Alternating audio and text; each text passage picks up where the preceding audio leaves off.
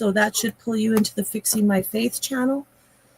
So as soon as I see this number, there we go. Now she's jumping up. We just had 5 people join us. Thank you guys for coming over. So please use this link to join us. The StreamYard link is absolutely fine though, Fran, for anybody. So invited. Felicia just said that it just now came on Joe and Fran's channel. So there you go. There was a delay with YouTube, you guys. Let me just confirm this. Yep, I'm now showing live on both channels. So thank you all, and thank you, we'll let Sean. Joe and Fran take over again. Yep, I'm now showing live. Okay, let me turn that off. Okay, yeah, Thomas was trying to get on. Try again. Okay, so they're on both now? Okay. All right. Okay. All right, any questions or anything, just put it in the chat and we'll be following. Okay, so it's fixed now. Okay. All right, if Shauna's ready, we can do the birthdays.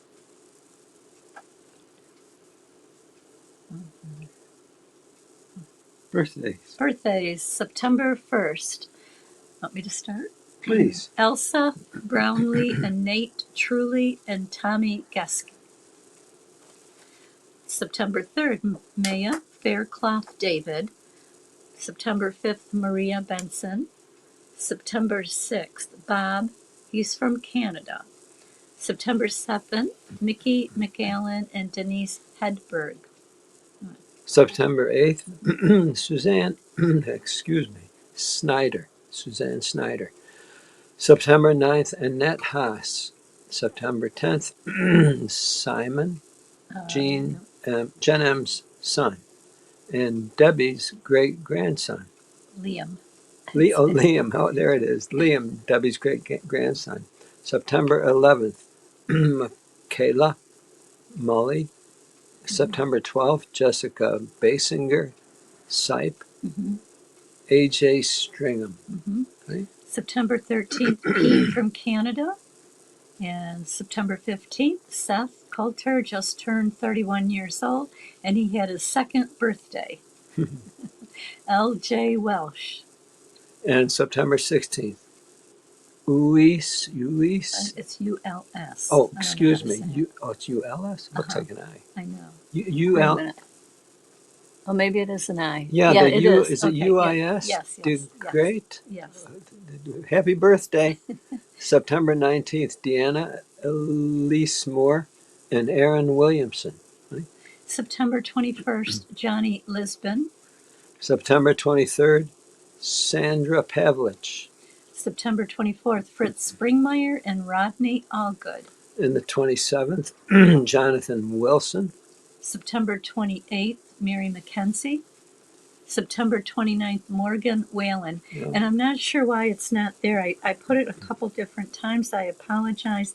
But the first week in September, Becky Wise and Lee celebrate their birthday week, the first week in September. It didn't get on the birthday list, and I did put it on, so I apologize for that, Becky. But we hope that you and Lee had a happy birthday the first week in September. Yeah, fabulous. So if you have the birthday song, we can play that. Okay, Thomas.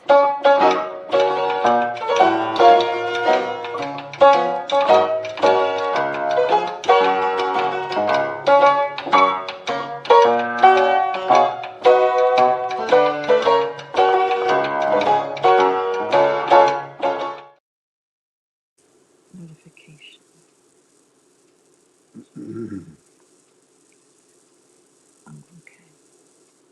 It wasn't this one. Anniversaries. We have no anniversaries listed for September. I'm sure we have some, but we don't know of any, so we still have time. If anyone wants to put it in on the website, just let us know. And then we have a couple of meetups coming up. September 26th and the 27th, Las Vegas, Nevada, ExJWFriends Witness meetup. And there's going to be several different things going on. If you click on that site there, it'll tell us the different things, the different activities, and we know several that are going to be going there. There's going to be Friday, they're going to have dinner, drinks, live music at the beer house, and the address is there. Saturday, we're going bowling, meeting up at the Velocity Esports, and then dinner afterwards. So if you want to, if you're going to be in the Las Vegas area September 26th and 27th, please check that out. If you need more information, we know that Shaq is going to be there, and others that we know, so we can connect you. Also, October 18th, there's going to be an ExJW meetup in Port Orange, Florida, from 12 to 3, and Morgan is putting that on again. He put the last one on in a different place, so they're going to get together and have laughs and drink coffee, reminisce, give our favorite quotes, and find mutual support over and recovery. So that's at the Foxtail Coffee House in Port Orange, Florida. We are working on having, Joe and I are working on having a meetup near the Corning Horseheads area in New York. Corning is known for its glass blowing. It's very popular. We don't have it in the chat yet because we don't have a place, but tentatively it's Sunday, October 26th. If anyone's interested, keep watching for more details. And then on our second page, we have a list of our life coaches and therapists and friends. So check those out. We hope to get more on there.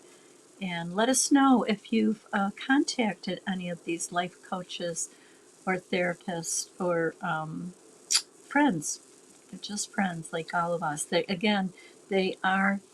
were Jehovah's Witnesses, so they are ex-Jehovah's Witnesses. They know what it means to leave a high-controlled organization. Okay, anything else? Any other? We've been talking with Sharon Murray in Virginia. She moved to Virginia. She's going through a lot of health issues and surgeries. So if you want Sharon's address, please contact us. I'm sure she would appreciate cards. And Debbie always appreciates cards, but she cannot always talk on the phone. She has a hard time sometimes. So please limit the phone calls, but you're welcome to send cards to Debbie Moore. And again, we can give you her address. Just email us. Our email is always popping up there, or you can give us a call. So I think that's it for the announcements. I believe so. I really don't know, but Okay. you did it. If there's more, let us know. Let us know. Let us know. So what's the topic tonight? Oh, the topic tonight is Sophia. You know, it's a name, but more than a name, it goes way back in history as a figure, a personage, real or imagined, that affected people's lives and maybe still affecting people's lives right now.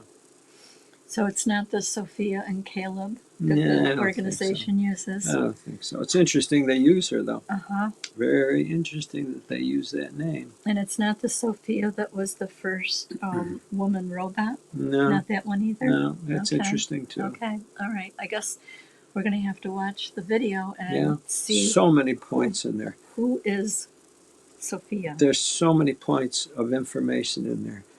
Information that you may never have realized, but might be very interested in finding out. And if you can watch it to the end, if you have a faith or a belief, we're not trying to change anyone's belief. We're not trying to promote agnostic or strengthen your faith. anything. Yeah, it's all about strengthening your own faith. It's a journey of strengthening each one our own faith. Yeah, and we'll talk about it. Yes, we'll talk about it after the video.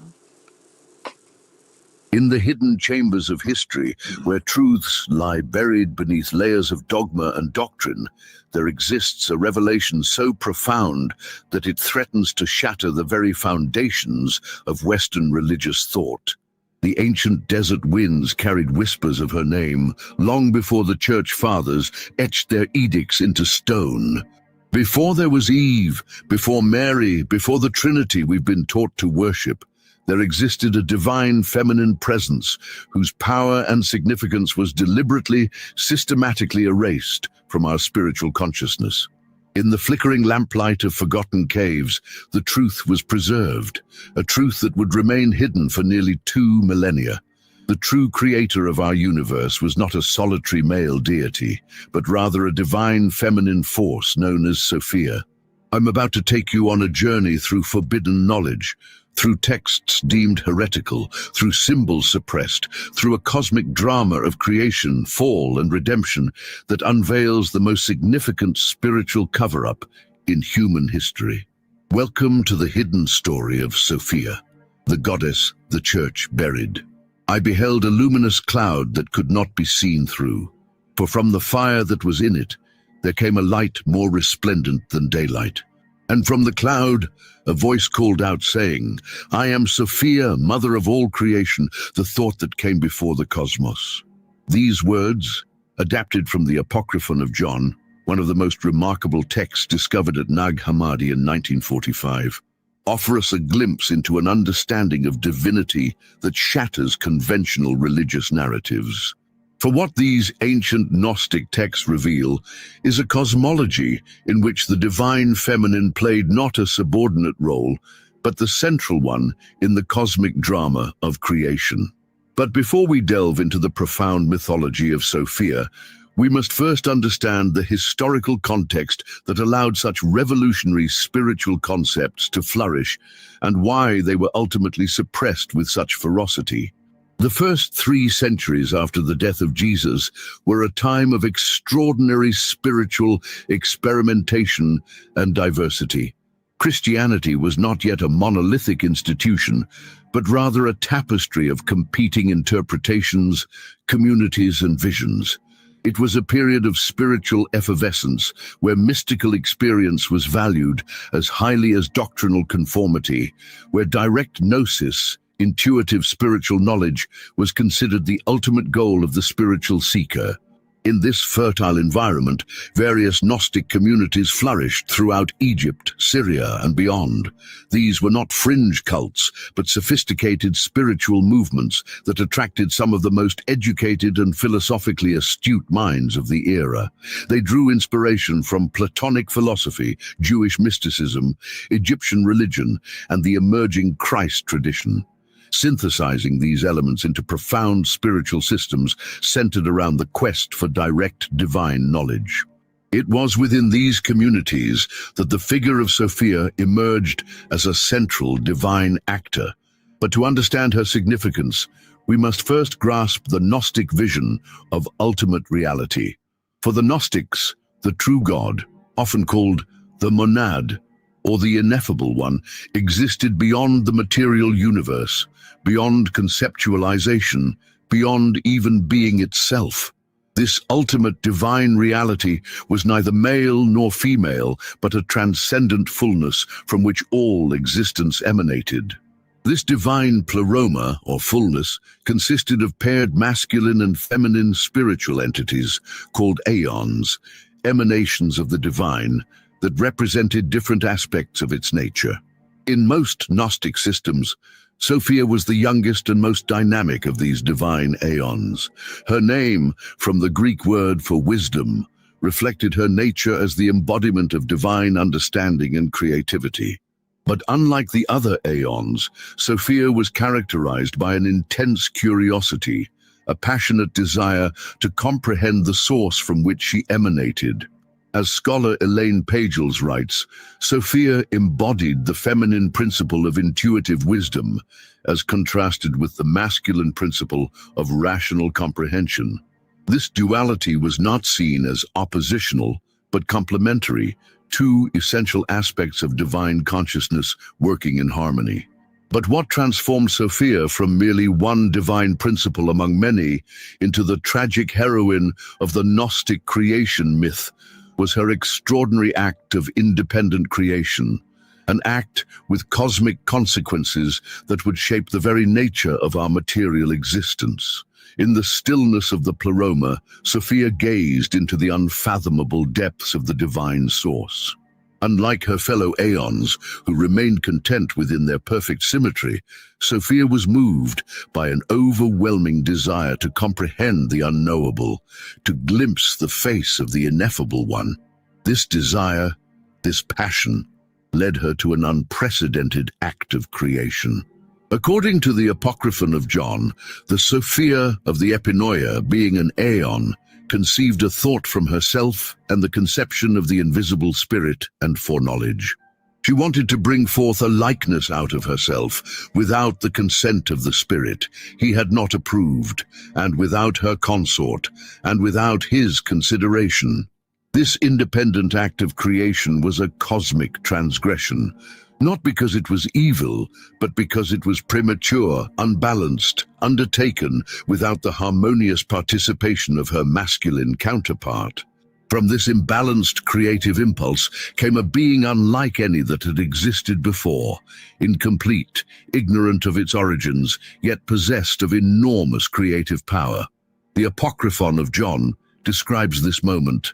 And because of the invincible power which is in her, her thought did not remain idle, and something came out of her which was imperfect and different from her appearance, because she had created it without her consort. And it was dissimilar to the likeness of its mother, for it has another form. This being was ExJWFriends, the demiurge, the false god who would go on to create the material cosmos as we know it, described as having the face of a lion and the body of a serpent. ExJWFriends was the embodiment of cosmic ignorance, unaware of the pleroma from which his mother had emerged, believing himself to be the only god in existence. The text continues, "And she cast it away from her outside that place, that no one of the immortal ones might see it.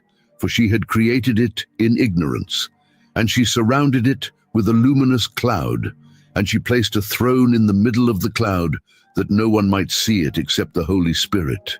Here we encounter the first great tragedy in the Gnostic creation myth.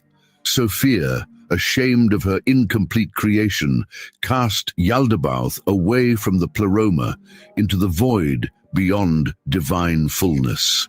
But in doing so, she became divided. A portion of her divine power remained trapped within her flawed offspring, while her higher aspect remained in the pleroma.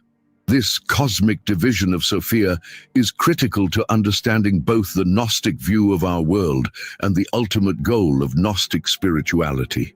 With a portion of his mother's divine power, ExJWFriends proceeded to create the material cosmos, not as an act of love or wisdom, but as an unconscious imitation of the pleroma he dimly perceived. He fashioned archons, cosmic rulers, to help him govern his creation, each one more limited and ignorant than himself. And in the ultimate act of cosmic hubris, ExJWFriends declared, "I am God, and there is no other God besides me." This declaration reveals the profound theological revolution contained within Gnostic thought.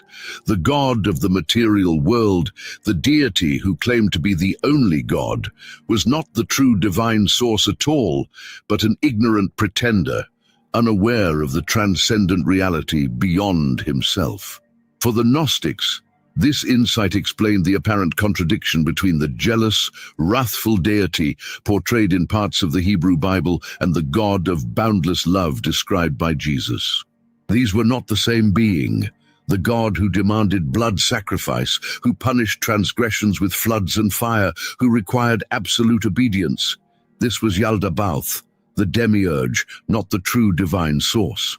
The material world itself, being the creation of this flawed deity, was seen not as intrinsically evil, but as a mixture of divine light from Sophia and ignorant darkness from the demiurge.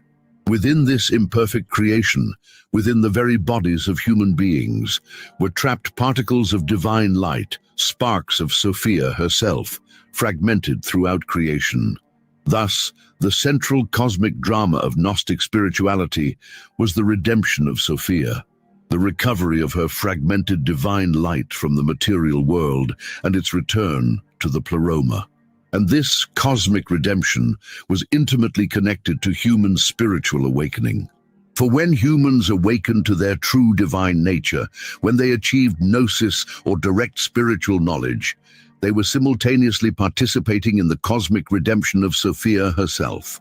The poignant beauty of this myth lies in its psychological resonance.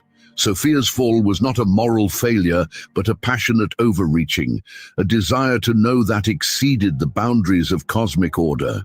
Her redemption was not punishment, but the recovery of wholeness, the reintegration of fragmented consciousness. In this sense, the myth of Sophia speaks directly to the human condition, our sense of separation from our source, our intuition of a greater wholeness beyond our ordinary awareness, and our yearning for reunion with that from which we came. But how does the Christ figure relate to this feminine-centered cosmology? In Gnostic texts, Christ appears not as the sacrificial lamb who dies for humanity's sins, but as an emissary from the pleroma, sent specifically to awaken humanity to its true divine nature and to guide the sparks of Sophia back to their source. In texts like the Pistis Sophia, Christ is portrayed as the masculine counterpart to Sophia, her syzygy or spiritual twin. His mission is not to appease an angry Father God, but to restore the divine feminine to her rightful place in the pleroma.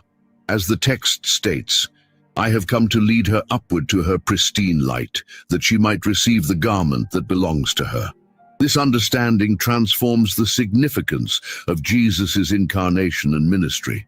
His teachings, particularly as preserved in texts like the Gospel of Thomas, were not about establishing a new religion, but awakening humans to the divine spark within them.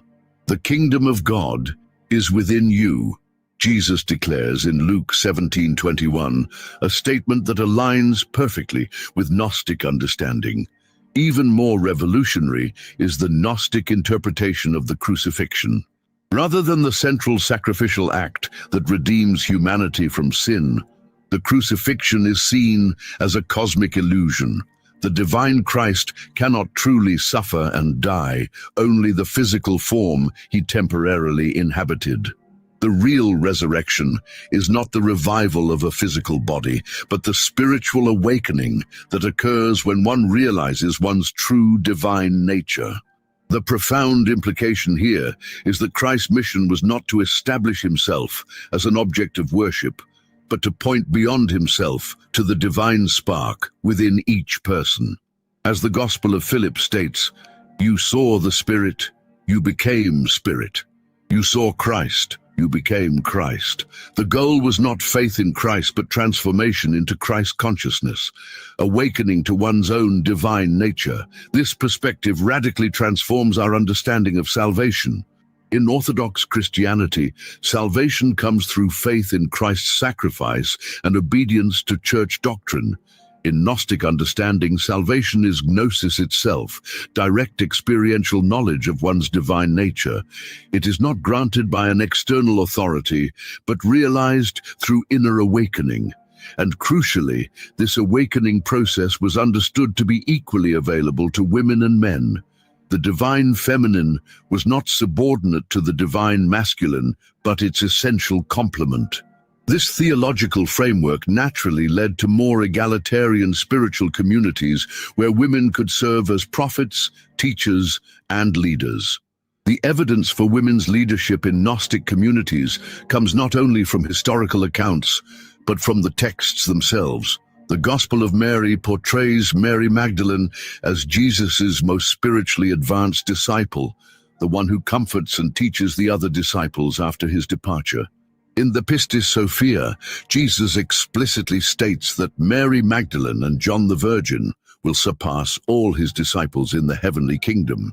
This brings us to one of the most fascinating connections in Gnostic thought, the association between Sophia and Mary Magdalene. In several texts, Mary Magdalene is portrayed not simply as a disciple, but as the human embodiment of Sophia, the divine wisdom incarnate, the feminine counterpart to Jesus' masculine expression of divinity. This understanding casts an entirely new light on the relationship between Jesus and Mary Magdalene.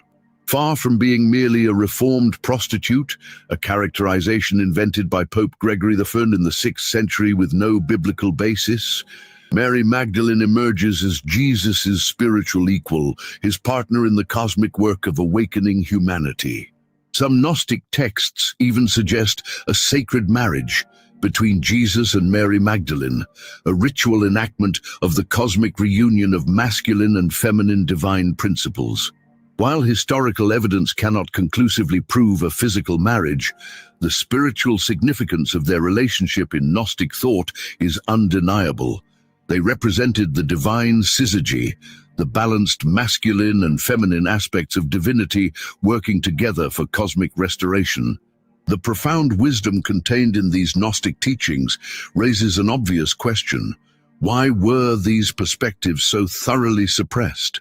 Why does the Christianity that survived into the modern era bear so little resemblance to these earlier, more feminine-centered understandings? The answer lies in a complex interplay of theological, political, and social factors that unfolded in the 2nd through 4th centuries CE. As Christianity transitioned from a persecuted minority movement to an imperial religion, its leadership became increasingly concerned with establishing clear doctrinal boundaries, hierarchical authority structures, and conformity of belief. The Bishop Irenaeus, writing around 180 CE, was among the first to systematically attack Gnostic interpretations of Christianity.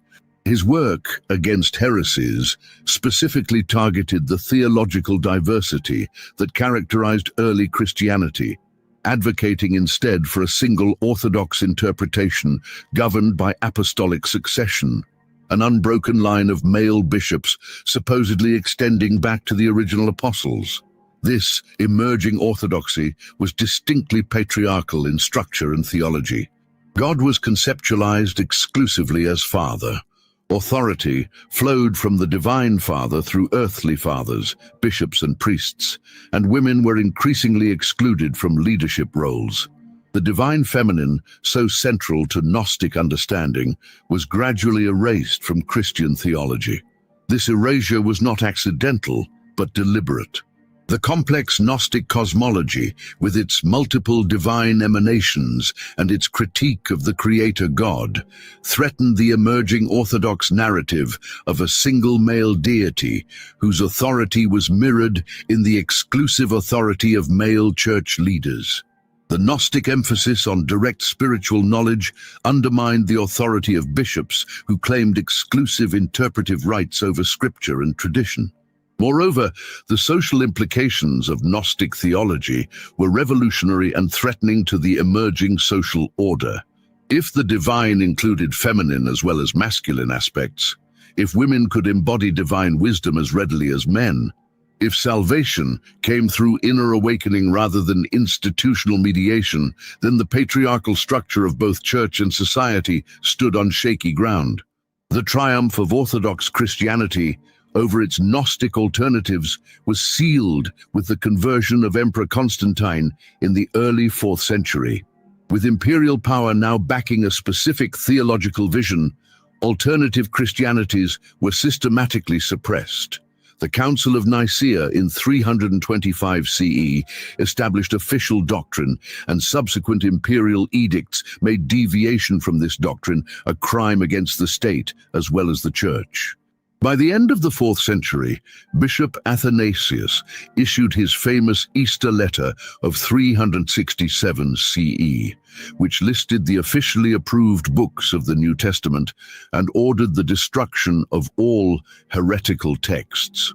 It was in response to this letter that monks at the monastery near Nag Hammadi in Egypt appear to have gathered their precious Gnostic texts, sealed them in a jar, and buried them in the desert, where they would remain hidden until their discovery in 1945.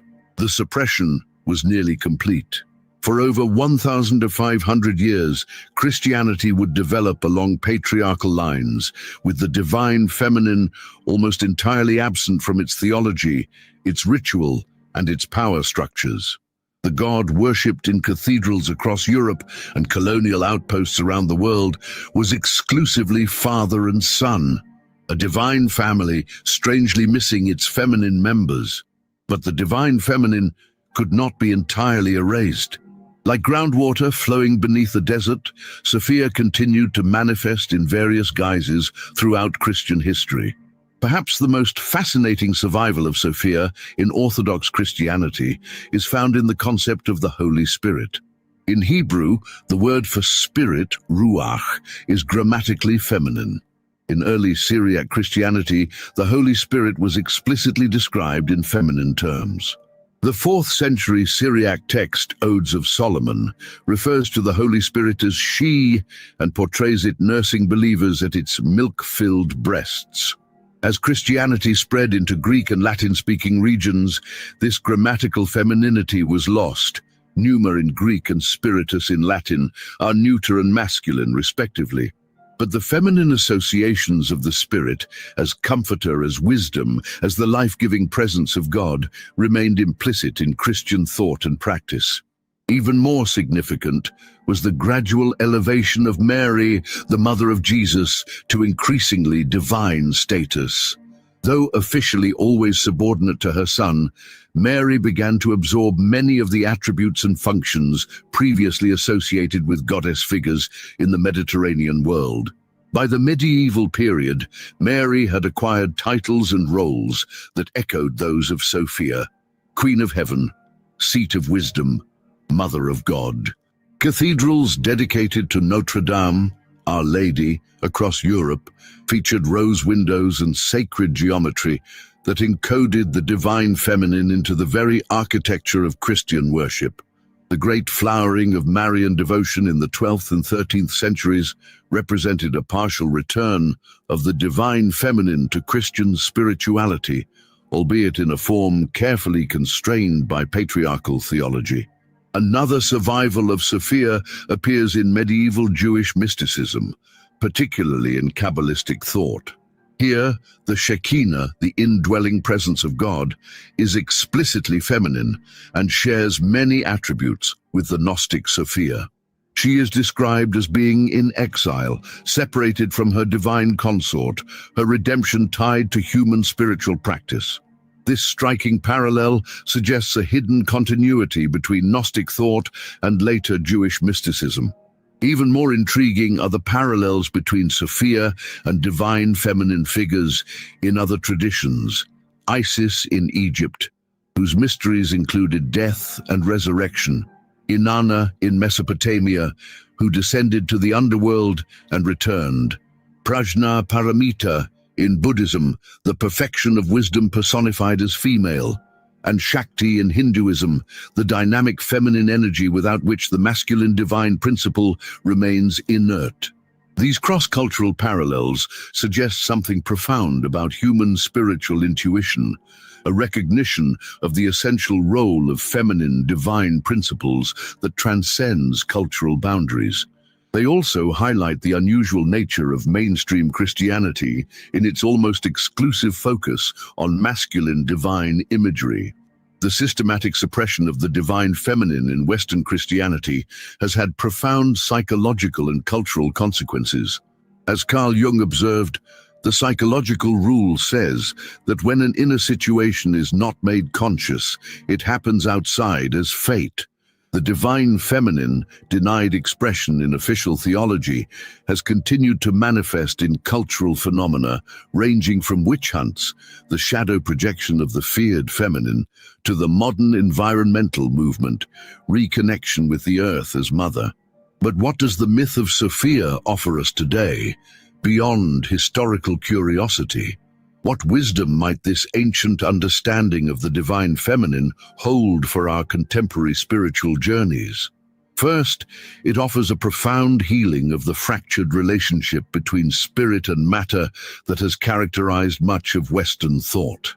In the Gnostic understanding, The material world is not inherently evil, but mixed, containing both the ignorance of the demiurge and the divine light of Sophia. Our task is not to reject the material world, but to recognize and liberate the divine light within it. This perspective aligns remarkably well with our contemporary ecological awareness. If the natural world contains divine presence, then environmental degradation becomes not merely practical folly, but spiritual desecration. The myth of Sophia offers a theological framework for environmental ethics that many find lacking in conventional Western religion. Second, the Gnostic understanding of salvation as gnosis, direct experiential knowledge of one's divine nature, speaks powerfully to contemporary spiritual seekers. In an age when institutional religious authority is increasingly questioned, the emphasis on personal spiritual experience over doctrinal conformity resonates with many who describe themselves as spiritual but not religious. Indeed, the Gnostic path offers neither the blind faith demanded by some forms of traditional religion nor the materialist reduction of consciousness to mere brain function. Instead, it presents a third way, a recognition of consciousness itself as the fundamental reality, accessible through contemplative practice and direct intuition. Third, the myth of Sophia offers a profound psychological framework for understanding the human condition. The fragmentation of Sophia parallels our own sense of inner division and alienation. Her eventual restoration mirrors the psychological process of integration and wholeness that Carl Jung called individuation, and that many contemporary therapeutic approaches seek to facilitate. In this sense, the myth of Sophia is not merely an ancient cosmological story, but a map of psychological transformation. Our sense of separation from our source, our experience of being trapped in patterns of ignorance and limitation, and our intuition of a greater wholeness beyond our ordinary awareness, all find expression and resolution in the cosmic drama of Sophia's fall and redemption. Finally, and perhaps most significantly, the recovery of Sophia offers a rebalancing of divine imagery that has profound implications for human relationships. When divinity is imagined exclusively in masculine terms, it subtly reinforces patterns of male dominance in human affairs. The recovery of the divine feminine creates theological space for genuine equality between men and women, neither elevating nor denigrating either, but recognizing both as essential aspects of the divine image. This is not about replacing a male-dominated theology with a female-dominated one, but about recovering wholeness, recognizing that the divine, like humanity, expresses itself through both masculine and feminine principles working in creative harmony. The practical application of these insights need not involve abandoning one's existing faith tradition. Indeed, many Christians, Jews, and Muslims have found that reconnecting with the divine feminine enhances rather than contradicts their established spiritual practice. Here are some approaches that spiritual seekers from various backgrounds have found valuable. First, meditation on divine feminine imagery. Sacred art featuring Sophia, Mary, or other feminine divine figures can serve as a focus for contemplation that opens awareness to aspects of divinity often neglected in conventional practice. Second, exploration of feminine divine attributes in scripture and tradition. Even within mainstream religious texts, wisdom, chokmah in Hebrew, Sophia in Greek, is often personified as female. Passages like Proverbs 8, where wisdom speaks as a divine feminine presence who was beside God as a master craftsman, can be sources of profound insight. Third, ritual practices that honor the divine feminine. These might include lighting candles for Sophia, creating sacred space that balances masculine and feminine symbolism, or celebrating festivals that historically connected to goddess worship but were later absorbed into Christian tradition, such as Candlemas, originally honoring Bridget, or the Assumption of Mary, with parallels to celebrations of Isis. Fourth, dream work and active imagination. The divine feminine often appears in dreams and can be engaged through Jungian active imagination techniques, creating a dialogue between conscious awareness and deeper aspects of psyche, where archetypal feminine energies reside. Fifth, body-centered spiritual practices. Since the suppression of the divine feminine often paralleled the devaluation of the body, practices that honor embodiment can be powerful ways of reconnecting with Sophia. Sacred dance, mindful walking in nature, and somatic awareness practices all serve this purpose. Sixth, environmental engagement. Recognizing the presence of Sophia in the natural world naturally leads to environmental stewardship as spiritual practice. From conservation work to sustainable living choices, caring for the earth becomes an expression of devotion to the divine feminine. Finally, and perhaps most importantly, the cultivation of wisdom itself. Sophia means wisdom, and ultimately, honoring the divine feminine means cultivating the capacity for wise discernment in our own lives, integrating intuitive knowing with rational understanding, compassion with clarity, creativity with critical thinking.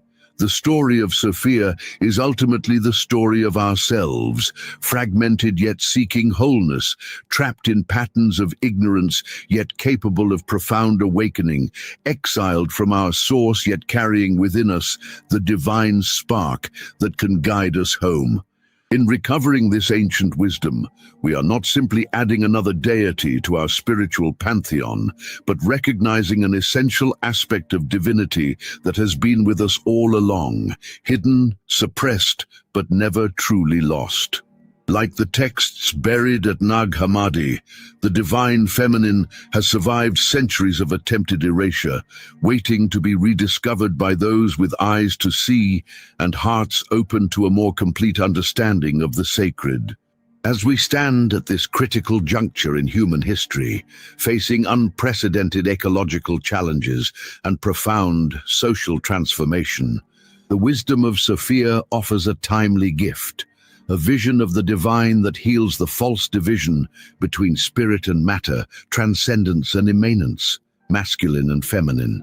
In the words attributed to Jesus in the Gospel of Thomas, "When you make the two one, and when you make the inner as the outer, and the outer as the inner, then shall you enter the kingdom." This union of apparent opposites, this sacred marriage of masculine and feminine divine principles, may be precisely the spiritual wisdom our world most needs now.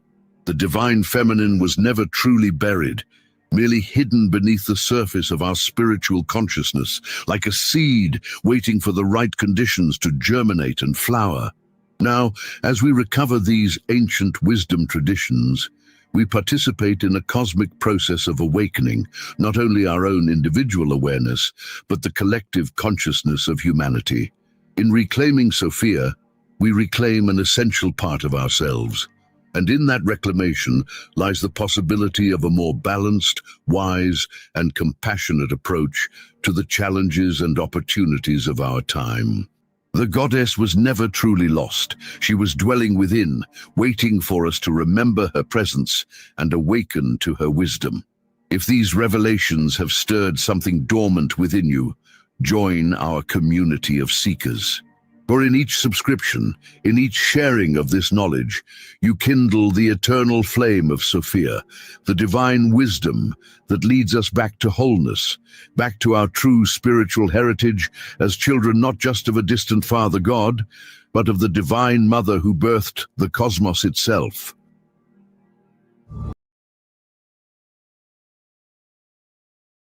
That was packed. There was a lot there. My goodness. I assume someone might have watched it, and if anyone had any, observations or any, reactions to it, maybe you knew some already about this. Maybe you didn't know anything about Sophia and how it was adapted into whatever religion that has been dominant for the past couple thousand years. But that's the history of from where the religion came from. Mhm. And what I find interesting is that the religion that was established uh, by Paul, because it was Paul who basically translated everything that Jesus said, supposedly, because he never saw Jesus. Mhm. Paul never saw Jesus. He just heard about him, and he went forth, and what he did, he was like a the representative, the spokesperson, who then uh, uh, basically sold it for the Catholic Church, sold it to them. Are you ready for Annie to come on? Oh yeah, anytime, anyone. Yeah, Please. bring him on, Shauna. Maybe you see how this fits in. Annie, Matthew, Seth, thank you for joining us. Yeah. Did anybody get anything out of that, or did you know about Sophia before? Hi, Joe and Fran. Hello. Hi, Annie. Yes, I did know something about this. I did find it interesting that the witnesses, the organization used to be called the Mother, and then we also have the Mother Earth. That's right. So some of those things, and then again, as you mentioned earlier about Caleb and Sophia, that they, as soon as I heard that they chose Sophia, I thought that was quite interesting. Yeah. Yeah. And just for the Catholics, just to let others know who weren't Catholic, there's a famous prayer in it that said, Holy Mary, Mother of God. Oh, So yeah. we know where that came from. Uh-huh. Along with the witnesses, though, they downplayed the women. Yeah. And Right. they the men had all the important roles, and the women were just given crumbs. Although Yeah. they had that one book about the women, they tried to, bring that out. But still, the way they treated the women, it was always below. Well, I mean, it's clear that this is where the Bible has some really powerful truths in it, like that all the time that man has dominated man to his injury. So you think about it, the religions that have been put forth really have dominated. They haven't elevated mankind. They've dominated mankind, Right. and they've put forth all these wars. They get people to take sides. They get one people to hate another people just because of what they believe in, or because of what they were given to believe in. It's no wonder why these beliefs, this information was hidden, because it wouldn't make the people available for warfare and for killing each other, so that kings could dominate. Yeah. Seth, you said you had never heard of Sophia, and it was kind of deep. Yeah, it is. It's a lot. It was definitely a lot of information that came through. I was dealing with Dakota a little bit too, but I picked up on quite a bit. It was very, very, very deep, interesting, very interesting. I don't think that I follow the same thought process on it, It's but okay. I did appreciate learning something that I never heard of before. So it did give me another study project. That's it. That's it. See, and all this is about awakening and discovering, because they say, this is interesting. They say learning is basically just remembering what we always knew. Now, I don't know about always knew it, but at least we rediscover or find out something that we knew about ourselves personally. Because unless we discover it for ourselves, someone like governments are going to force it on you. So they say they don't want you to discover anything. They want you to accept and comply. And that's exactly what they did, what Constantine did for his emperorship. He needed to unify his nation. And very interestingly, that's exactly what's going on now. there is an attempt to unify through a new religion. And the religion that I'm kind of picking up on is what they call Christian nationalism. Christian nationalism. Sue R. mentioned, I don't understand. Why do we have topics like this one? I'm very confused. Good question, Sue. We try to bring out things to open people's minds. I guess I would ask, what reason would we not have information like this? Yeah, it's out there, and we just want to explore that confuses me. In other words, why would it? Why? See, if there's information that's new to us, yeah, we should be confused because we're not used to it. You know, and until we come to understand why there's an importance to it, we're going to continue being confused. But that's and I like topics like this sometimes whenever I dive into something. My mind is, since I left the organization, has been changed time and time again and time and again and time again, and it just keeps that's what we're supposed to. It's growth. These topics I like study. So I mean, I've got a whole thing on my screen right now over here reading a little bit more about Sophia because it's new. That's brand new to me. So bringing up topics like this, although interesting and it's a lot in that video. It's still interesting, very interesting. Well, look, my goal, and this is for, was it Christine? For Sue. Sue, excuse me, Sue. See, everything that we learn could very well be something that we need now to understand what we're going through so that it settles us mentally and emotionally. Otherwise, we could wonder what is going on now. Why are we going through it? Where do I stand on it? What are my beliefs? What's this world coming to? And what am I going to come to? You know, we need to know these things. And what it does for me as a woman is like women have a voice as well as men. Men tend to be more logical, more structured, thinkers. Not that women don't think. Women tend to be more artistic, emotional, nurturing, creative, intuitive. Not that men can't be, but when you bring both of those together, it's stronger. Well, that's what they call wholeness. Right. Interesting. Just like the yin yang. Yeah, interesting. And whole or health comes from whole. So someone says, I'm not very healthy. What they're really saying, I'm not very whole. Something's missing. And I need to be whole, healthy, whole.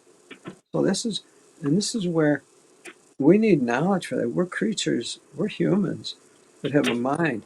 It's not like, well, you give the little critter his right environment and you feed him properly, you protect him from any elements and its predators, and the critter will do well. Well, we're really not critters. We're human beings. We have minds that reach and stretch and ask questions. And if we wait for someone to give us answers, we'll probably be dominated by the one that gives us the answers. And Joe, something to add to that. Not just on this topic, but on any other topic that undergoes. We all once believed some crazy things. We all, as witnesses, we believe things that when we look back now, they don't make sense. They don't make sense. So maybe if something doesn't make sense now, that doesn't mean it's never going to make sense. So That's right. mean, it's right. Yeah, sure. If we go through life looking at things that we don't understand and say, oh, that's stupid. Right. Oh, why does that person think that way? They're stupid. No, maybe they're looking at you the way you think and say, oh, no, I'm stupid. Well, we're all stupid. Well, then again, maybe we just don't understand each other. And if we did, we'd Right. realize, oh, that's pretty cool. That is pretty Yeah. cool. And then we may get to like that person, and they may get to like us, even though we're very different. Absolutely. Instead of wanting to kill the other person because they're different. And this is what churches have done. This is what government has done. This is what dominators do. They do this through institutions. It's institutionalized domination. And this is what everyone's realizing now, or more and more people are realizing it. And it's upsetting a lot of their comfortable beliefs. You know, I'm finding more comfort in my, because I mean, I still have my Christian beliefs. I'm finding more comfort in my Christian beliefs by being uncomfortable, if that makes sense. That makes sense, yeah. We By are able to being question. uncomfortable about some things, but knowing I have the freeness to jump in and study Yeah. it, knowing That's it. right. And, you know, I have a lot of people to thank for that lately. And I'm still, like I said, sometimes have the JW mentality of block everything out, stop, block it out. Well, But when see, you open that up, it's helpful. well, see, Seth. Now I'm gonna present this to you. What if someone next to you, or around you, or that other person somewhere, looks at you and says, "Oh, I'm not comfortable with that. I, I'm only comfortable when someone tells me what to think, and shows me, and directs me. I'm so uncomfortable with being free ranging, like you're talking about." Some Right. people crave a master over them. They do not, Absolutely. they do not crave freedom. There are differences in Absolutely. people. Can we say hi to Matthew? Hello, Fran and Joe and Hi. Hello, everyone. Matthew. You were going to pronounce your name Oh, yes, please. so we can pronounce it properly. So it's me Me. lay. Millet. Lay. Lay. Yeah, me Lay. lay as in light. Yeah. Thank you, Millet. Me lay. Thank you. Yeah, I was thinking about Sue R's question, hey, because it can be uncomfortable looking at these kind of things. I was thinking of theosophy, because theosophy in the 1800s, if you think of Blavatsky and that theosophical movement, even the very name incorporates Sophie, Sophia. and also philosophy. And then philosophy gave birth to our modern psychology, if we think of William James. So that so if we are going for help, I think earlier in the program there was linkages to persons that can offer support. If we think of life coaches, or if we think of psychologists that can help us, sometimes it is very important that I want a better expression than just shop around, but we need to be careful for the kind of mental help that we reach out for, because some are very ignorant about the spiritual abuse that we have faced. But now, knowing something about Sophie as an archetype, or knowing a little bit about the history of psychology, then it can offer a bridge. We help our psychologists to help us, and we help the community simultaneously. I don't know if that helps Mama Sue there in creating a bridge to why some of this information is important. Not to promote it, not to say, oh, well, you know, we're all going to become theosophists. No. Well, look, here's the opposite of that, Matthew. You made me think. There were several times in history, and we're going to see that again, where there was a book burning, where the libraries were sacked. This was knowledge, mankind knowledge, but a certain world power came in, and they burned it, made it unavailable to people, because they knew if these people get this information, we're not going to be able to trick them and control them and dominate them the way we want to. We must control the knowledge. We do not want people to have knowledge. We can't control them then.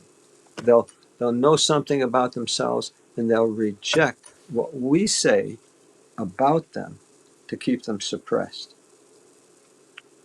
The incredible thing also is within, if I can mention the organization, is when you go deeper into writing and research, you discover that that very much is there. In fact, even on service desk, you find there's the philosophical book sitting in the shelf.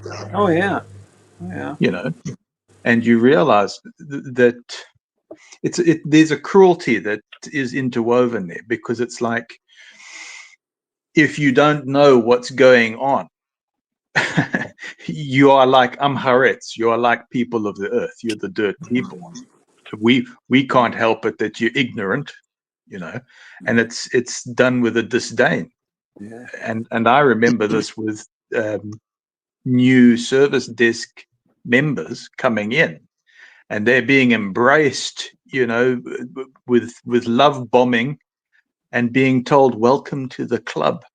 Yeah. Wow. And I'm going, well, remember that day that happened, because you're now realizing that this isn't quite what it seemed, is it? No, far from it.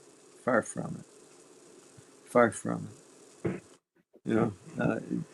I think some people like, there's a song, comfortably numb. They'd rather remain comfortably numb to the things that are happening to them because it's upsetting. It's unsettling. Look what's going on right now in the past few days. Just the events that have gone on in a few days, let alone that have gone on for the last 10, 20, 50, 60, 80, 100, 2,000 years. All the events that are unsettling. People don't like to be unsettled. So sometimes what the powers that be do, they lie to them. They just lie and they present something to them that keeps them numb, that keeps them controllable. Because otherwise, well, they would have a very hard time controlling people that are very upset. People who are very upset become very uncontrollable. And so they do whatever they have to do to keep them pacified and dumbed down. And so why the knowledge, or why this information? Well, it's because we've been cheated of the information for so long. We've been cheated of it. And because the governments feel that, we really wouldn't benefit from being more informed. It would be harder for them to control us if we were more informed. They would say jump, and we wouldn't jump. They'd say you got to go here, and we say, nah, we don't want to go there. Yeah, and this information has been hidden from people. Literally hidden. Why is it hidden? And like it brought out in the video that it was discovered again in 1945. Yeah.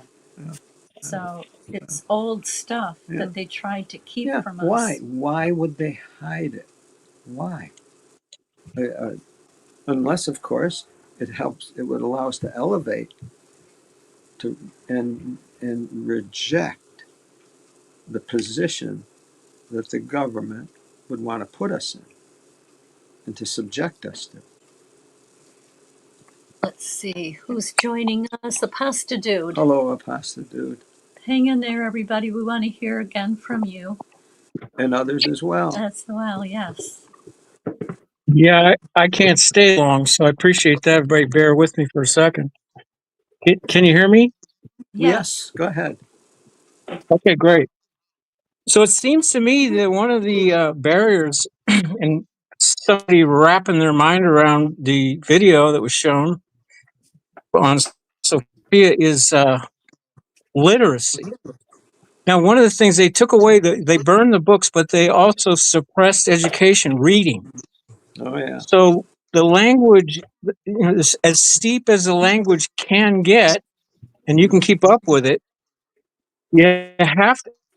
Maybe it's just me, but I'm around a lot of people, and I don't know if the average person can grasp that. And what I find interesting is when you think about that, is the demand that you understand all reality necessary to gain favor with the divine, if in fact there's some future reward or punishment. How could you punish people in this world when it's like it's saturated with deception and misdirection, all of that? So I always come back to what I've been trying to say is the truth is not altered by what we believe, and it's not a moving target. And no matter what happens, it remains. I don't care if you're a Hindu in India or up in, wherever on the far reaches of the world, there's still one truth for humanity. So, and I do favor the idea that the Christ bore witness to just like I love my children who have given me a lot of trouble in my life. But man, I would never, give some harsh thing to them before I made every effort to help them. Exactly. So So just saying, it's just fundamentally simple in that at that level. Yeah. So there you go. Can't stay long, friends, but I appreciate. Hey, can I do one piece of housekeeping real quick? Please. Last week, the idea that Charlie Kirk was harsh came up, and I got to tell you, I'm a deep diver, and I don't think the truth is out there about what happened yet at all. No. But in that context, what I did say was somebody said that he was condescending, and I just wanted to add in that without any, harsh feelings at all about it. I think it was Chelsea maybe, and bless her heart. Because that's the trick about Charlie Kirk. What resistant ideas do you have? I'm open to listening to them. And that might be just a trick, who knows? But I want to say this one simple idea. Charlie Kirk was dealing quite often with issues involving abortion. This is college kids. Not yet, but I'm sure it's out there. And the trans problem. Men cannot be women. And, it was very interesting how angry people that don't understand those things can get. Yeah. And there's millions of them apparently. So how are you not going to sound, when you counter somebody's irrationality or you can make them sound irrational, it sounds like condescension every time. So I'm not terribly defensive about Charlie Kirk yet. There's a lot of dirty stuff to learn about here. This is a messy problem. Oh, yeah. And it's not our problem. It's just something that happens that's caused stress around us. It's going to continue to cause problems. So that part we do need to expect. Anyway, so interesting. Thanks for the time, friends. You're welcome, Pastor. Thank you, Pastor Duke. Anytime. Just to tie in with that, the only reason we're talking about that right now, because it was made available to us in the media. We have the media. Well, there was a time when we did not have the media. So would we know about these things? Not at all. Not at all. And my grandmother, who of course is quite past, would tell me when I was young, which was a few years ago, quite a few years, at least 65 years ago, when I could hear her, she said, if you never heard it, it would never bother you. If you never saw it, it would never bother you. But now that you've seen it, now that you've heard it, it bothers you. And they know that. See, that's the principle. That's the principle that the ones that control the media work on. And it bothers you in minutes. Just a few minutes. Hey, stay glued to it. It'll be seconds. Right. They have this technology this control mechanism is down pat. They know they have our consciousness. Yeah. I We're a think little, information that Chase Hughes offers about psyops is extremely important. Oh yeah. I don't know what's real. There's so many psychological operations going on. It's designed to create hatred, anger, fear, and violence. So you got to be really, really, in my opinion, you got to be And really, really careful what you accept as truth, because anything can actually be not truth. and It this can is be where orchestrated. and this is where the problem comes in, is when it goes from information to it's where I stand. And now when a person takes their side, because they know that that's what separates people. And that's exactly what they want to do. They want to divide people. The reason why they want to do that is then they can control people. And Um, they want to, they basically want to destroy civilization or society, I should say, as it is. They want to destroy it. And they want to make people just so fearful and angry that they will view their neighbor as as an enemy. When in reality, we don't really know what we see on these screens. We don't know what's real. no, We look, have to be look. really, really careful. Well, look. I mean, others have heard the term "the magic of Hollywood." In other words, we're watching some theatrical movie presentation of something, and what we're looking at is not real. What we're looking at is a made-up image of something that we accept as real, and we are affected by it. And we're convinced, oh my goodness, did you see what happened? Well, maybe you saw, but it's not what happened. Something else was happening, but you interpret it as something else. Well, my goodness, they're masters of that. They're masters. Look, if you look at some, they call them either magicians or I'm sure there's another term for these people. They do things, and you look at it and you say, it's right in front of people, and you can't believe that this transformation is taking place. It's like that's impossible. It's like, well, it's not impossible apparently, but it's an illusion. It's this world's an illusion. It's an absolute illusion, and it's pretty tragic when we base our lives on it. Illusions. We have to be very careful. You know, They want. I never even heard of Charlie Kirk until the other day. And I'm finding more and more people who say, who is he? I never heard of him. I know. That is so funny you say that. I was having a conversation at work with somebody, and we had some disagreements on it, and it in fact led to a little more than a disagreement, a heated disagreement, And that's what they want, by the way. and so I was talking back and forth with them, and they said I didn't even know who Charlie Kirk was until all this happened, but yet all of a sudden that makes him an expert on him. Because the information was being pushed so hard by all sides. It doesn't matter what side you're joining or what side you're looking at, that information was being shoved at you. So I mean, it was really quick for people to make their decisions. They didn't have to take any time. They listened to what was told them and believed that. Yep. Reactive accordingly to what they believe. Want to Can say I, hi to hi, Hi, Marissa. hi. I wanted to comment on what Apostate said earlier, because I was the one who said that he came across as condescending, and I had actually heard about him quite a bit because I fancy myself good debates. I love debates, and so I've listened to quite a few of his full debates. I was very aware of who he was, and I didn't like the way he spoke to a lot of. I just didn't. I felt he was condescending. He used misinformation to push his ideology, which is what I heard in the cult and the propaganda, and a lot of it was not in line with the Christian values that I personally read in the Bible.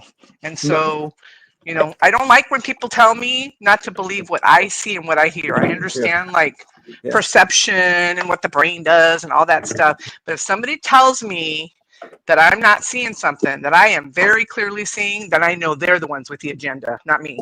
I know. I hear you. Marissa, I've got to tell you, if you like debate, there's a young woman who Charlie, well, they called it debated, but he didn't debate. She was debating, but he wasn't debating. He was doing something else. This was in England at what college? Cambridge. Yes, I saw that twice. I love that debate. Tilly. Look up anyone. Look up Tilly. Yep. And versus a debate, so to speak, with Charlie. Yeah. There was absolutely no comparison. Yeah, he was a bully. What he was a bully, and now people are martyring him because, you know, and frankly, it's just so upsetting to me. And I'll tell you why it like hits a nerve for me. Obviously, because it's people are just heated on both sides, as you know, Seth said earlier. But my brother lives in Germany, and when I went to visit him many years ago, he has always known I was in the cult, and he's kind of tried to get me to critically think. But he would defend Hitler, and I would just want to choke him.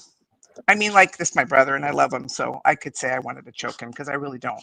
But he would like to get under my skin and tell me, and you know, he was right. All these years later, I did a lot of research and found out that Hitler was a sheer delight to the people that he loved.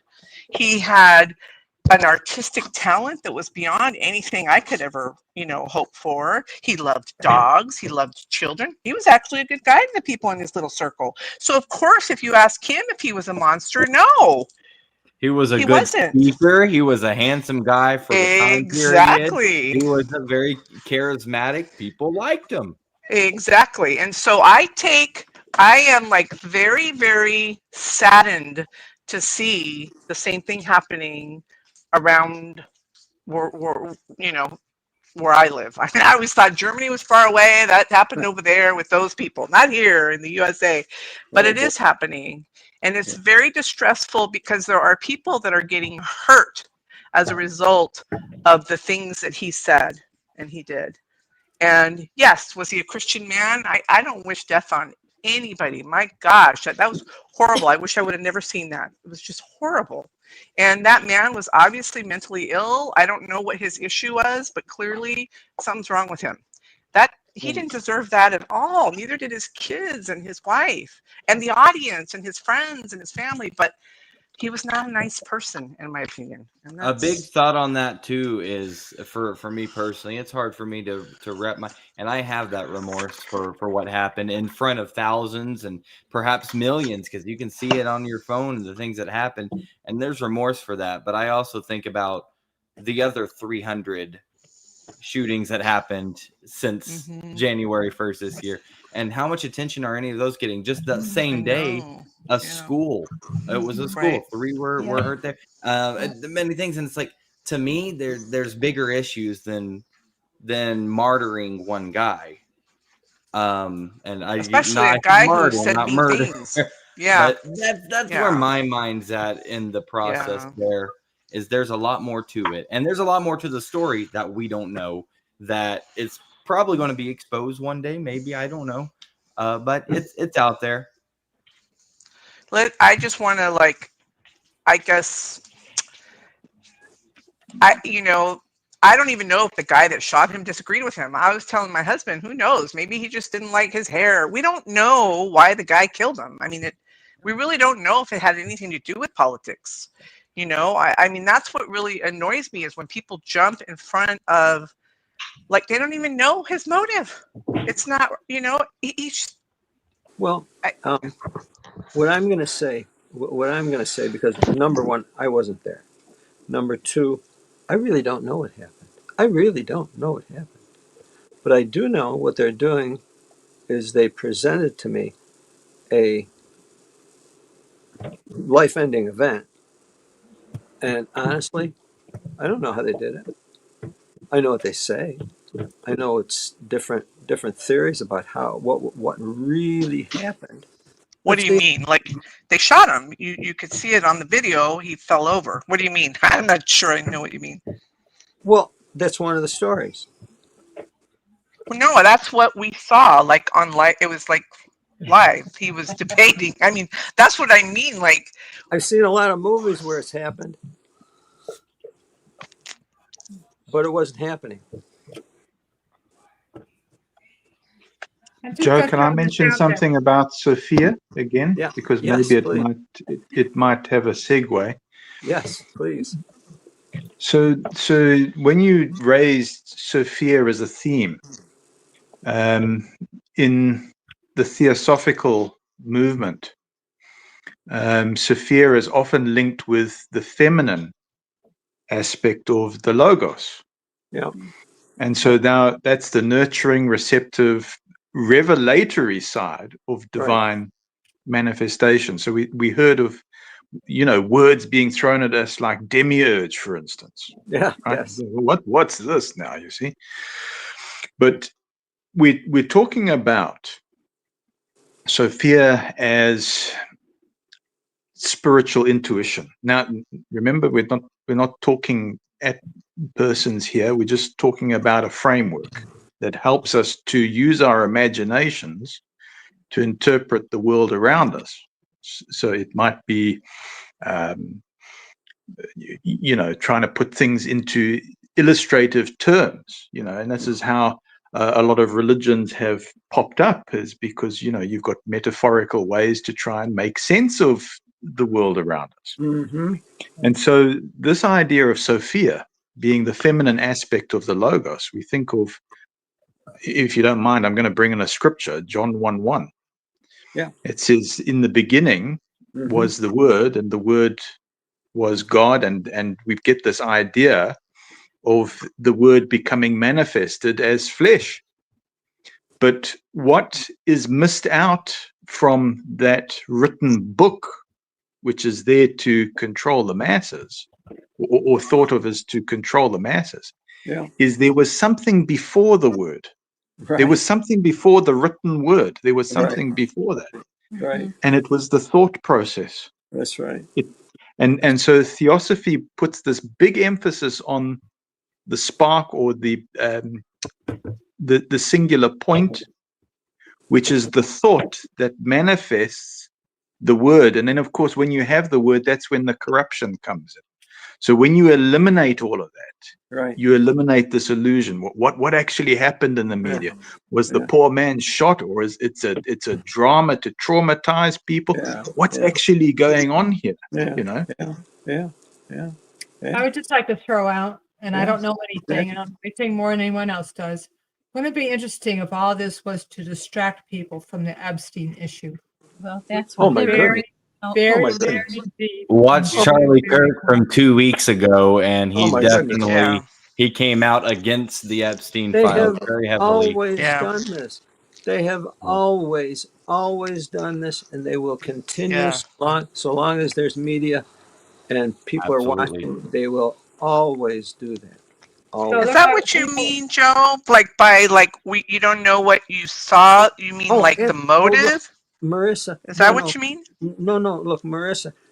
Let's say there's a movie there. Oh, it's an action movie. Oh, they're shooting each other. Oh my God, look what they're doing. Oh my, they're blowing each other. Oh, what a how would anybody? Why would anybody do that? It's so horrible. Well, those guys are going to get up and walk away, and going to go have coffee. Well, they didn't really do what it looked like. They did it through the magic of Hollywood.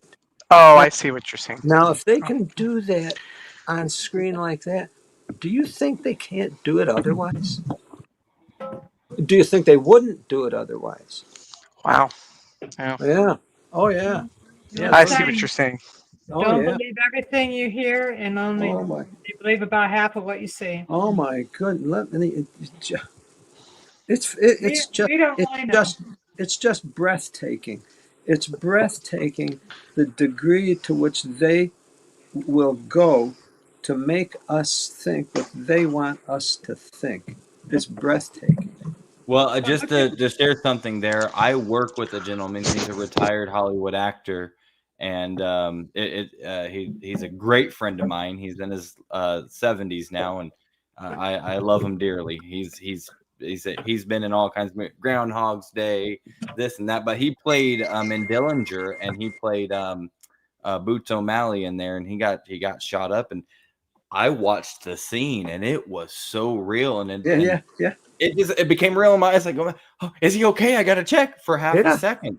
My mind was like, oh, is he okay? Right. But it was so real, and I knew it was a movie, but it just for a second. It works. Yeah, it works. It does. Shauna brought out a good point. Even though that this is an interesting supposition, we have to also be careful to not denounce shootings, and they do happen. Oh my goodness! Oh, yeah. Absolutely. We're not trying to. Oh say no! that they Well, see, don't. this is the problem. This is the problem. I mean, there are shootings. There are shootings. There are also presentations that are not what they look like. Question becomes, if I'm not there, number one, even if I am there, they could fake it in front of me. Right in front of me, it could be faked. Oh, let me tell. And I would be absolutely convinced, and someone would say, "I guess we got you. We fooled you. We fooled you. We know how to do it." Just like I could do that same thing with whatever technology that I have. I could fool somebody with whatever technology that I have available to me. Well, that's the thing. That's the thing, Joe. We live just 40 miles or so from Silver Dollar City.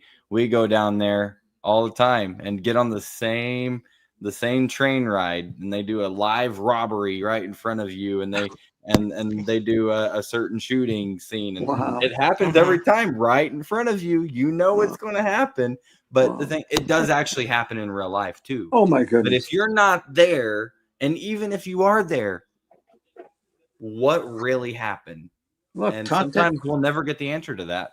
Talk to any lawyer, even situations that we've been in. We could be wrong about what we saw. There's many reasons why we could misperceive it. Many reasons, and even lawyers know that. They know that's why they have to grill people so hard. It's amazing what gaps that our mind likes to fill in. Mm-hmm. And even we're not saying that the man was not shot, number one, but if he was, who's really responsible? Well, that's the point. That's the point. Somebody was interested in his demise. Correct. That's a reality. And now everything is all on him and his death, and people are fighting about it. They become totally divided. Other news has become silent.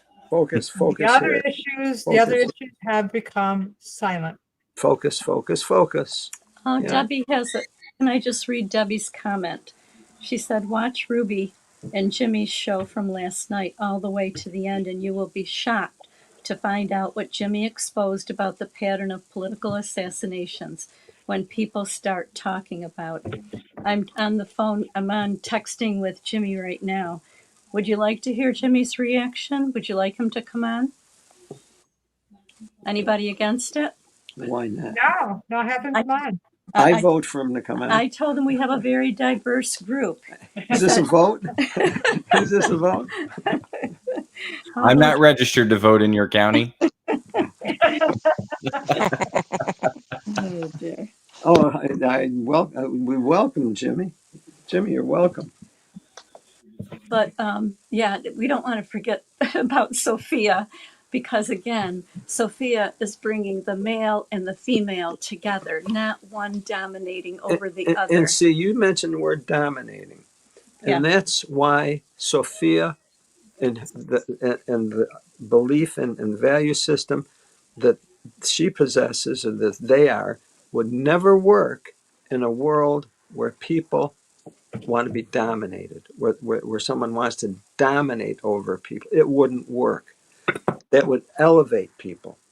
That would allow them to behave as free people, freely actualizing themselves. Governments do not want that. They want to dominate people. They want more land. They want to be able to brag among their peers as to who's got more land and more power. And then they want to go steal their land and their power with me and my sacrifice. Well, I may not want to do it, but they have ways of forcing people or convincing people to do it. Okay, Jimmy said That's the way it's been. give him 5 minutes. So So, I'll be so right In back. those 5 the minutes, point, Yes, may please. I, please, please. I just wanted to mention Occam's razor. Has anybody heard of that principle? Yeah, Yeah. yeah, yeah. Yeah. But go So, ahead, please. yeah, it's just, I think when we were in the cult, one of the things that I've learned is that we want to believe we're special, and that's why we believed a lot of nonsense. A lot of religions do. Because yeah, a lot. You're right. A lot of religions think they're, They do and the so same thing. things get complicated because why? Like you've mentioned, Joe, there's an agenda. They want to control you for No their question. means. But No. in the world around us, I think so often we carry wanting to feel special, and so there's all these like I don't know, we go into conspiracy theory mode and start I don't know allowing our brain to think of multiple options when it's a real simple Well, explanation sometimes. see, Marissa, I got to interject. And for anyone, I really have to interject. An honest-hearted, loving person believes other people. Yeah. They believe people. And you know what a lot of people do? Lie. Yeah, I know. They lie. Yeah. Well, Yeah. because they figure it would make their life easier if they lied and if you believed it.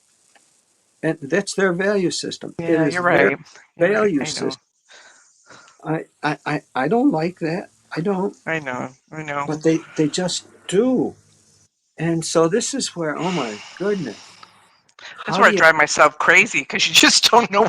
You don't know what to believe. Well, no, You know. my attitude is I'll believe anyone, but I'm going to keep listening to them.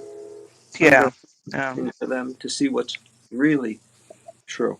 You Um, have to keep. But then you fear like being you hear of all these extremists and it's because they continue to listen to extreme stuff and it stirs up the emotions and then all of a sudden they're agitated and then they get Well, full of they hate want or they you. join a cult. You know what I mean? So it's like you I do do. still have to be careful, like Oh, I have. the extent what you're listening to and listen to your body and how it makes you feel and is it Yeah. you know what I mean? Well, and this is where our limits and our boundaries come in, and Right. the type of world we want to live in personally. mhm, In other words, yeah. do I want to be driven by fear and guided by fear, or guided Right. by Exactly. love Love. Exactly. and truth? Yeah. Exactly. Marissa, I want to put a plug in for that documentary that Oh you yeah, yeah, sent we us. saw it. It's an Fabulous. excellent documentary. Oh my What's the goodness. name of it, please? It was white. Was it white? Right. Right, white, What was right, white, something with the enemy? Let me ask Kevin. right, Kev, white. Yeah, I Is this think something did I else? write it down? white. What documentary? Right, white. Right. White. The enemy within. Something about the enemy. I don't know if it was the enemy. The enemy within. He says. Now let me look it up because that was an excellent Oh, it was documentary, Yeah, it was wonderful. good. and that was based on truth, Yeah, a true yeah. story. And it showed the path that a person can go through in their life, and how people's Meeting the enemy. interaction can have an White. effect Right. on people's lives. Sorry. Go ahead. Yes. Yeah, White. I Right. got it. Meeting the enemy. Yep. It was fabulous. White Right Meeting the Enemy. And it Yeah. was by a woman Hmm. that Yes. was Muslim, Yes. and she Was she met Muslim? up with white supremacy. It was very good, Oh, excellent. it was, If anybody wants to watch a really good yeah, documentary, yeah. It was a white surprising. It supremacy. was surprising to me. Delightfully so, anyways. So I'm going to repeat again why we brought up Sophia. See, Sophia, the knowledge, the concept, the myth, the understanding, the whatever of Sophia was purposely hidden. They did not want people to understand that concept about themselves. They did not want the people to understand it, because then if they did, they would reject any of the urgings of government, because it's like, no, I don't like that. It doesn't fit with me. No, no, no, we're not going to listen to you. We don't comply. All right, we don't want. And no one would they wouldn't elect them. Uh, they wouldn't go to their church. They would. So instead, they hid that information.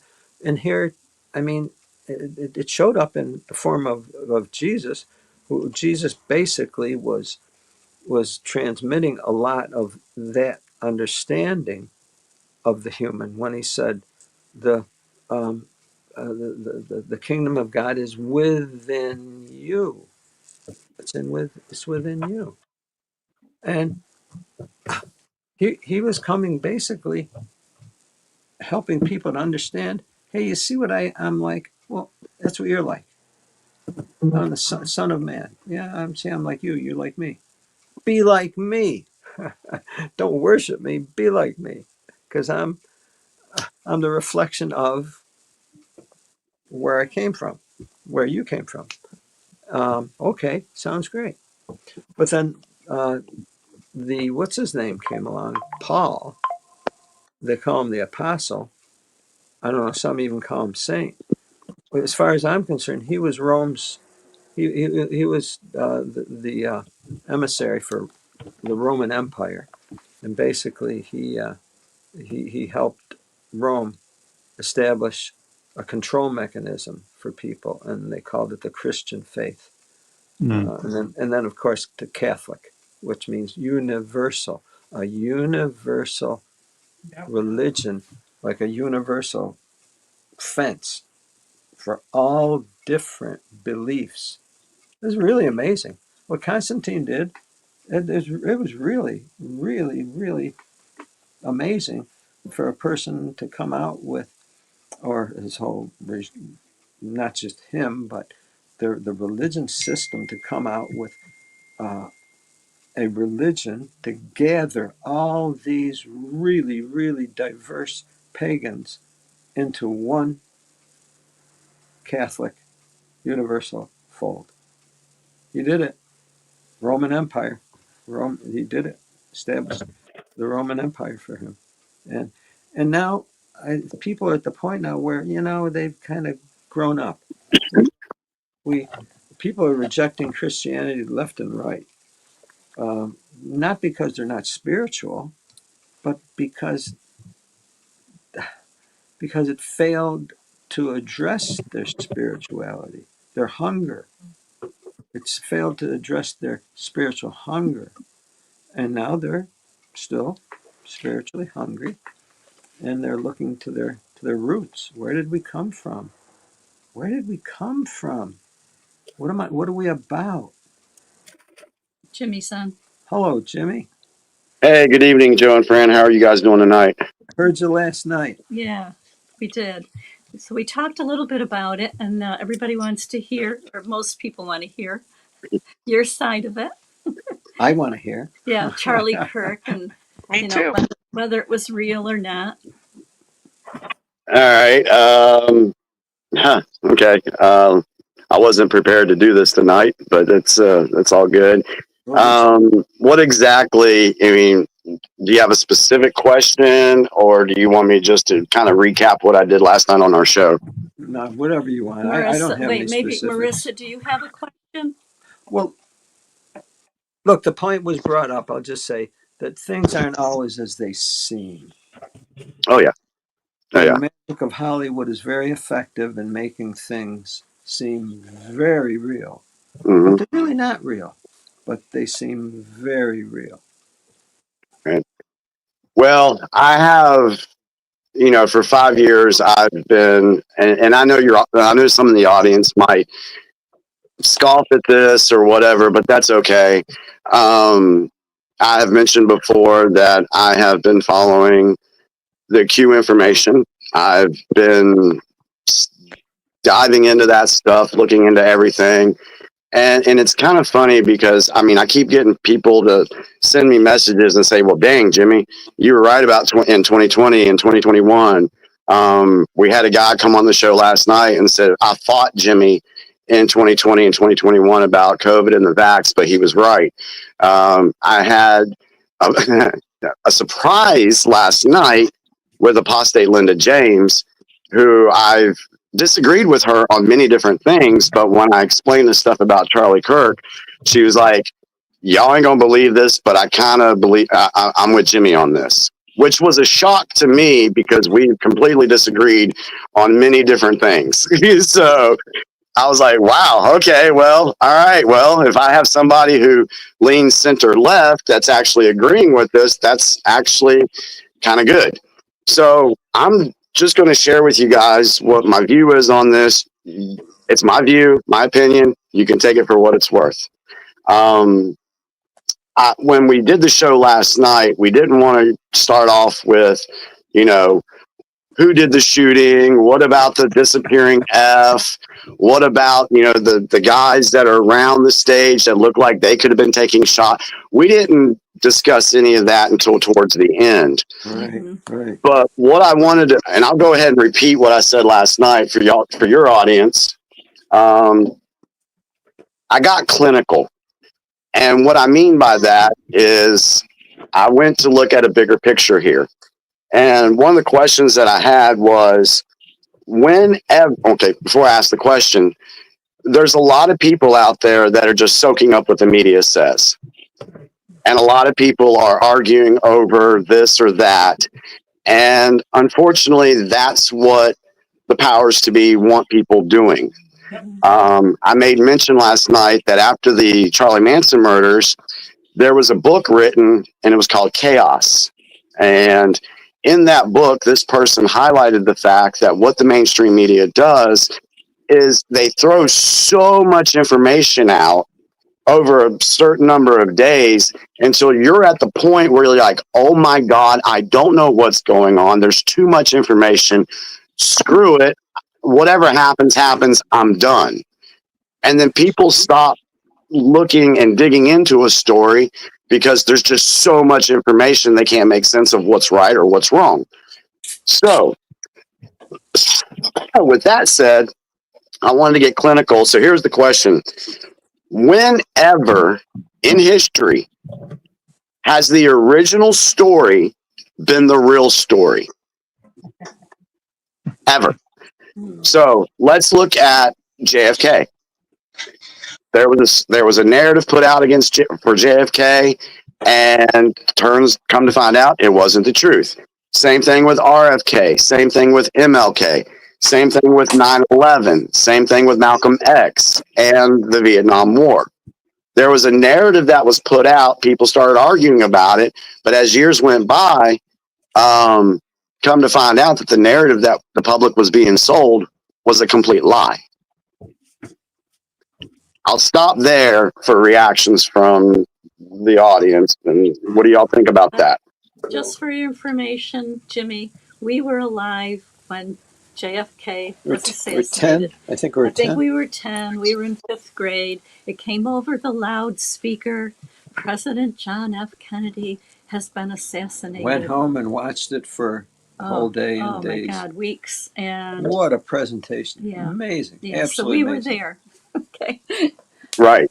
And so would you say that and I don't know, so I'm just asking, would you say that the narrative that was being spun back then matched up with what we know now? Not at all. It didn't match at all. Nothing. Okay. All right, cool. And that's the point. But you guys were 10, though. Like, what did they say when you were 10? Well, okay, I'll tell you exactly what they said. Lee Harvey Oswald was up in the library building with his Italian Carcano gun, fired off shots several hundred yards away, hit Kennedy, and then blah, blah, went from there. Lee Harvey Oswald somehow was being taken away by authorities, and then this Jack Ruby comes along and shoots him. Lee Harvey Oswald. And then that's just a few little details that, but what is that supposed to mean?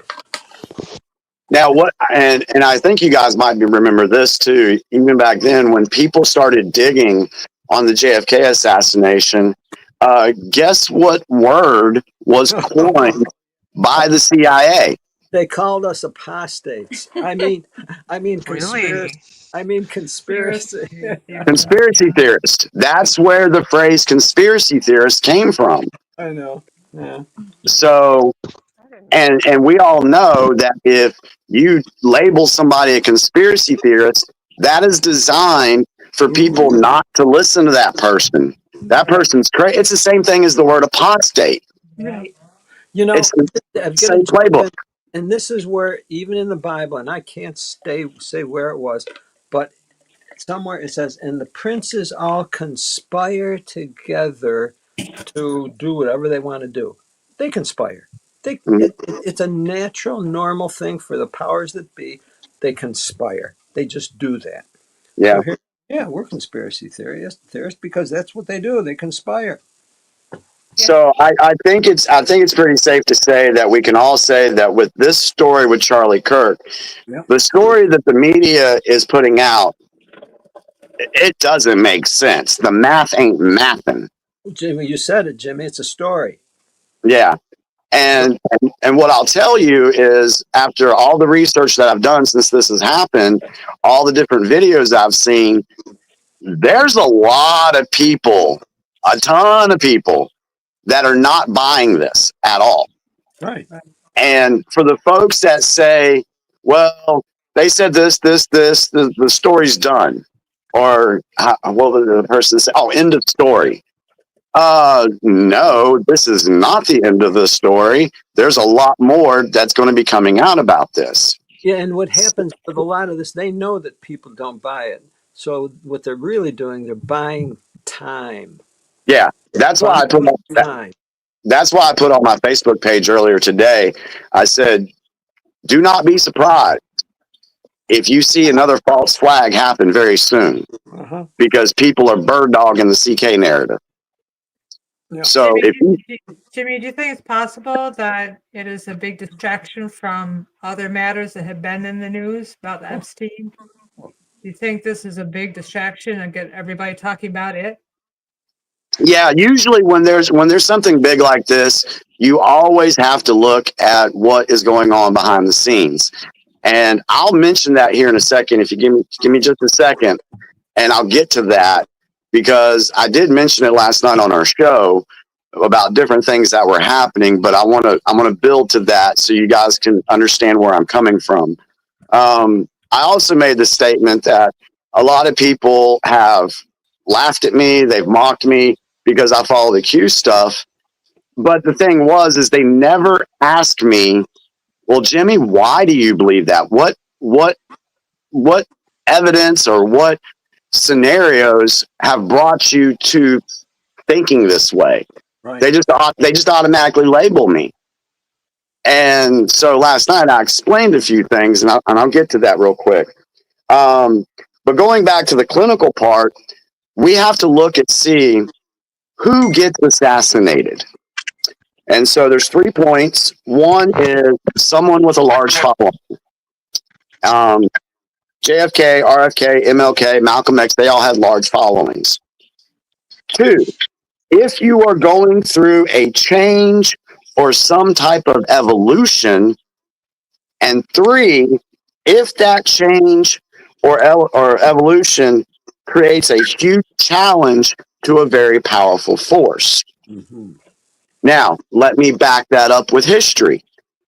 If you look at MLK, they were letting MLK do, and when I say they, I'm talking about the deep state, simply put. They let MLK do his little thing, hold his protests, do his marches and everything like that.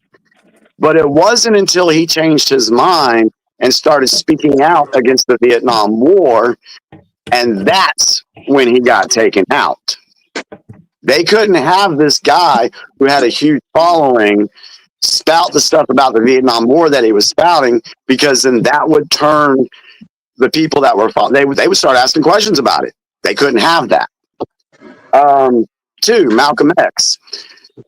Malcolm X, from the Nation of Islam, he said a lot of things about white people and specifically white liberals. He did. There's documented proof of that. But it wasn't until after he went to Mecca and then he came back to the United States and he said, maybe it's not the white people who are the devil, that it very well may be the system that is the devil. And once he said that and started changing his way of speaking, that's when he had to go and he was taken out. A third example, John Lennon. John Lennon, when he got off of heroin and became sober, he started to see things a lot differently. And when he started to speak out against the new wars that they wanted to create over in Grenada, oh God, what was it, other country? It's down in the island down there. I can't remember.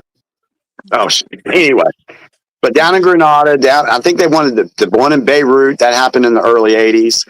But there was a lot of things that they wanted to start. So Lennon started talking against those things, and then he was taken out. So how does this apply to Charlie? Because one thing we have to look at pattern recognition, because the deep state has the playbook. And like I said last night, that playbook is just that thick. There's only so many things that they can do to get over on people. And for so long, it's been very successful, but not now. There's too many people waking up and too many people looking into this stuff. Exactly. So when it comes to Charlie, when he was in Turning Point, there were a lot of conservatives that prior to 2020, they weren't listening to him because to them, he was divisive. Turning Point was being accused of falsifying numbers. And there was a lot of stuff that conservatives didn't like about Charlie Kirk. Well, he started to change his tune a little bit. And he started, more Christian stuff. Then he became, more on the Trump side and everything. So conservatives started listening to him. But the biggest change was about 6 months ago when Charlie started to question the motives of the government of Israel. Now, I want to make sure that I say government of Israel, because if I just say Israel, then the hardcore Christians will think that I'm speaking bad about the Jewish people, which I am not. It is the government of Israel that has caused a lot of issues. Now, he started questioning the October 7th thing. Here you have a nation that's supposed to have the securest border in the most secure border in the world, but Hamas went over it and they didn't respond. Well, come to find out, and there's proof of it, that the Israeli government let that happen. You can look it up. Jimmy, I'm going to jump in now and fast forward it to now that he is gone, but his organization remains. What are they doing? Okay, and let me continue on my thought process, because there's a reason why I'm saying this, and then I'll get to that. Israel, they have a lot of our politicians in their pockets. There's a lot of our politicians that have dual citizenship to Israel. Why? Why should they have that? Okay. So the voting base that the Israeli government relies on are two factions. They rely on the Jewish Zionists, which they have them in their pocket. They're not going anywhere. But then they have the Christian Zionists. And this is the group that they cannot afford to lose. So you have Charlie Kirk out here, talking gospel, talking God, talking Jesus, all this stuff, the Christian stuff. But then once he started to switch and start asking questions about Israel, that's when he started getting attacked. Now, back in August, there was a meeting in the Hamptons, and Charlie was being pressured by a lot of the Jewish donors that were giving money to Turning Point. And Turning Point is a 501c3. So they do not have to identify where they are getting all their donations from. And there are some very big players that have been donating to Turning Point USA that have ties to Israel. So they were threatening him to not have the likes of Dave Smith on the stage, not have the likes of Tucker Carlson on stage, because they were talking too much about the Israeli government and their involvement in United States affairs. It's actually being reported, and it's being reported, so I'm going to say allegedly. Allegedly, Bibi Netanyahu offered Turning Point $150 million. Yeah, $150 million to basically stop talking about Israel and start supporting us the way you need to be doing it, like you had been doing it. He was also, and Charlie turned that down. So then Bibi Netanyahu invited him to come to Jerusalem, and Charlie Kirk said, I'm not going.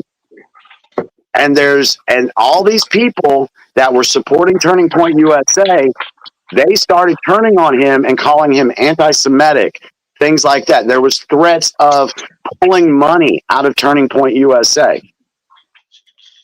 And he also came out on different podcasts talking about, hey, there's some shady crap going on. I'm a little worried.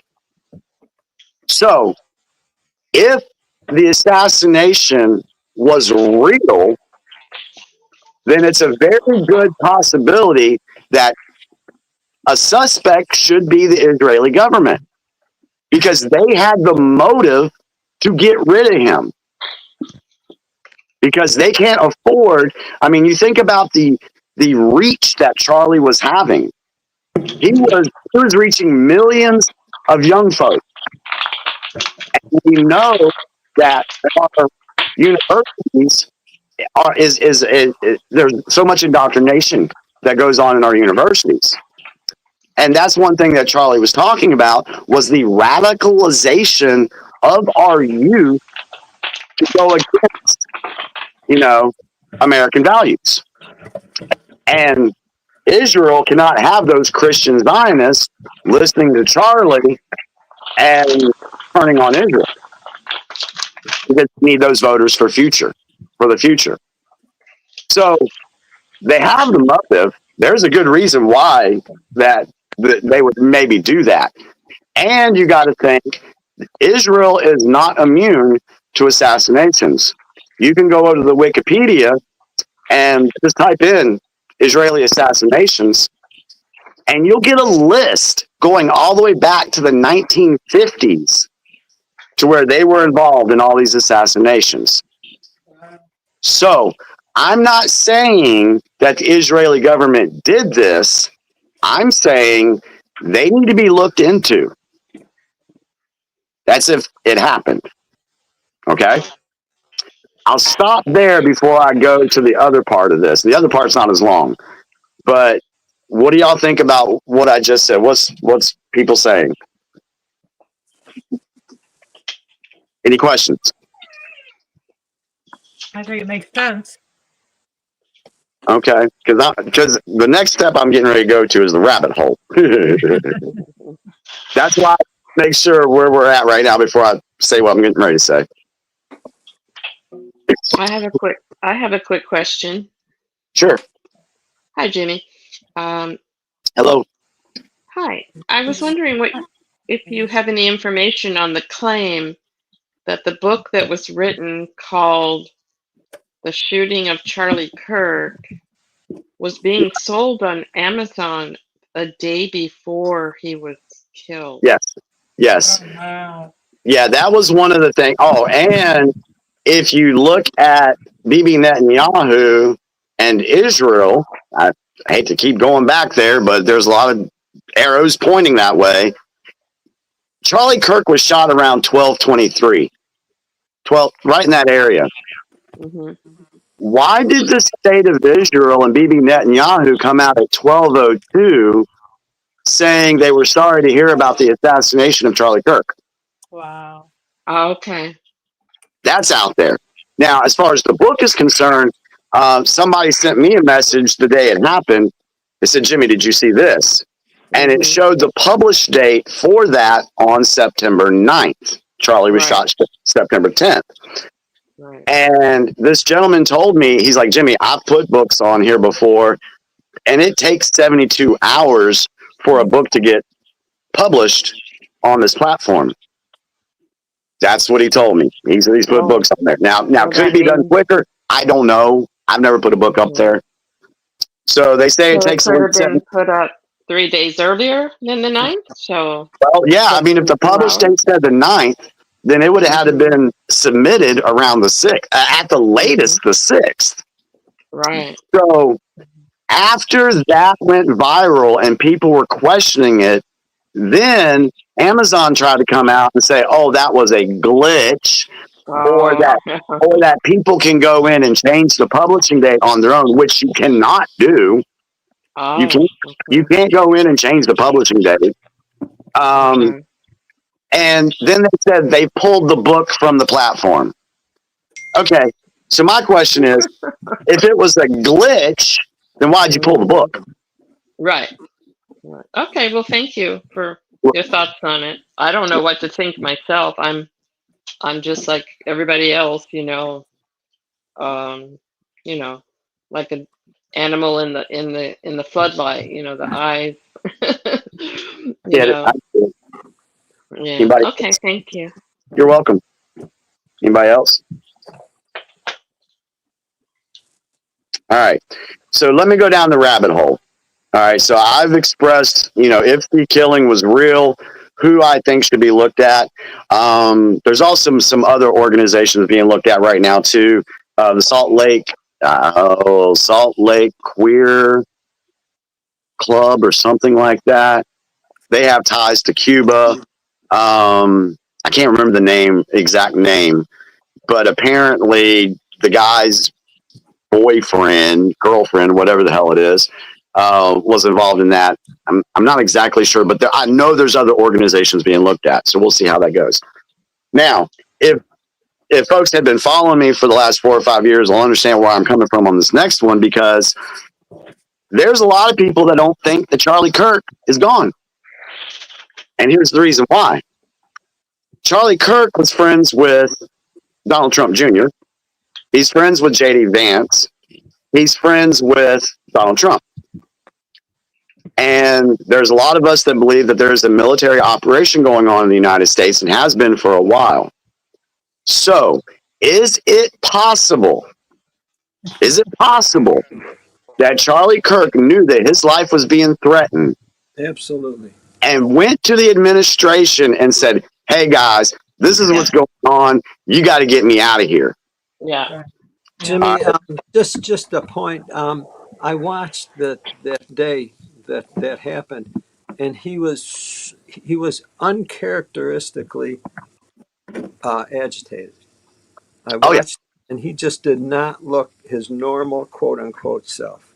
No, he tried. I seem to be. He tried to be his normal. It was obvious. But yeah. So did he go to the administration and say, "Hey guys, y'all got to get me out of this"? Now, let's say, allegedly, that they did do that. They put in an actor, and we know that the CIA and military have the capabilities. They could take my face and put it on Joe. All right, that's legit. It's out there. That's what they use.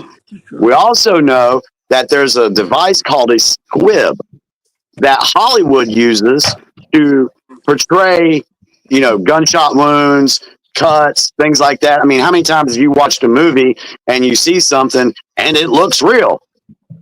It's not.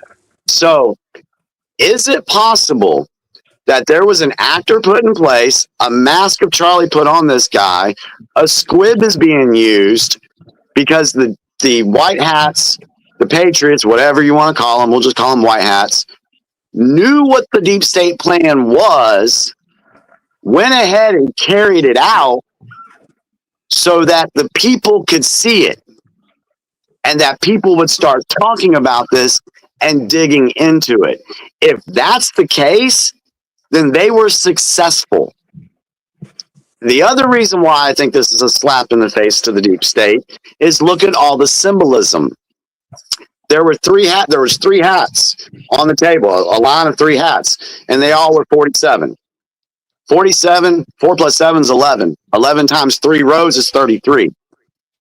They also had the lightning bolt of Lucifer. Some say it was Nazi, whatever, but it was on the awning of the tent. That has never been on any of his other tents, ever. But this one it was. And there was a lot of different symbolism in this whole thing. You know, the FBI comes out and says, oh, we got the guy in 33 hours. Right. Not 32, not 34, 33. 33. So are the white hats basically sending a message to the deep state saying, hey, we know what you were getting ready to do to Charlie. We know it was you. Now the whole world's going to find out that it was you. Is it possible?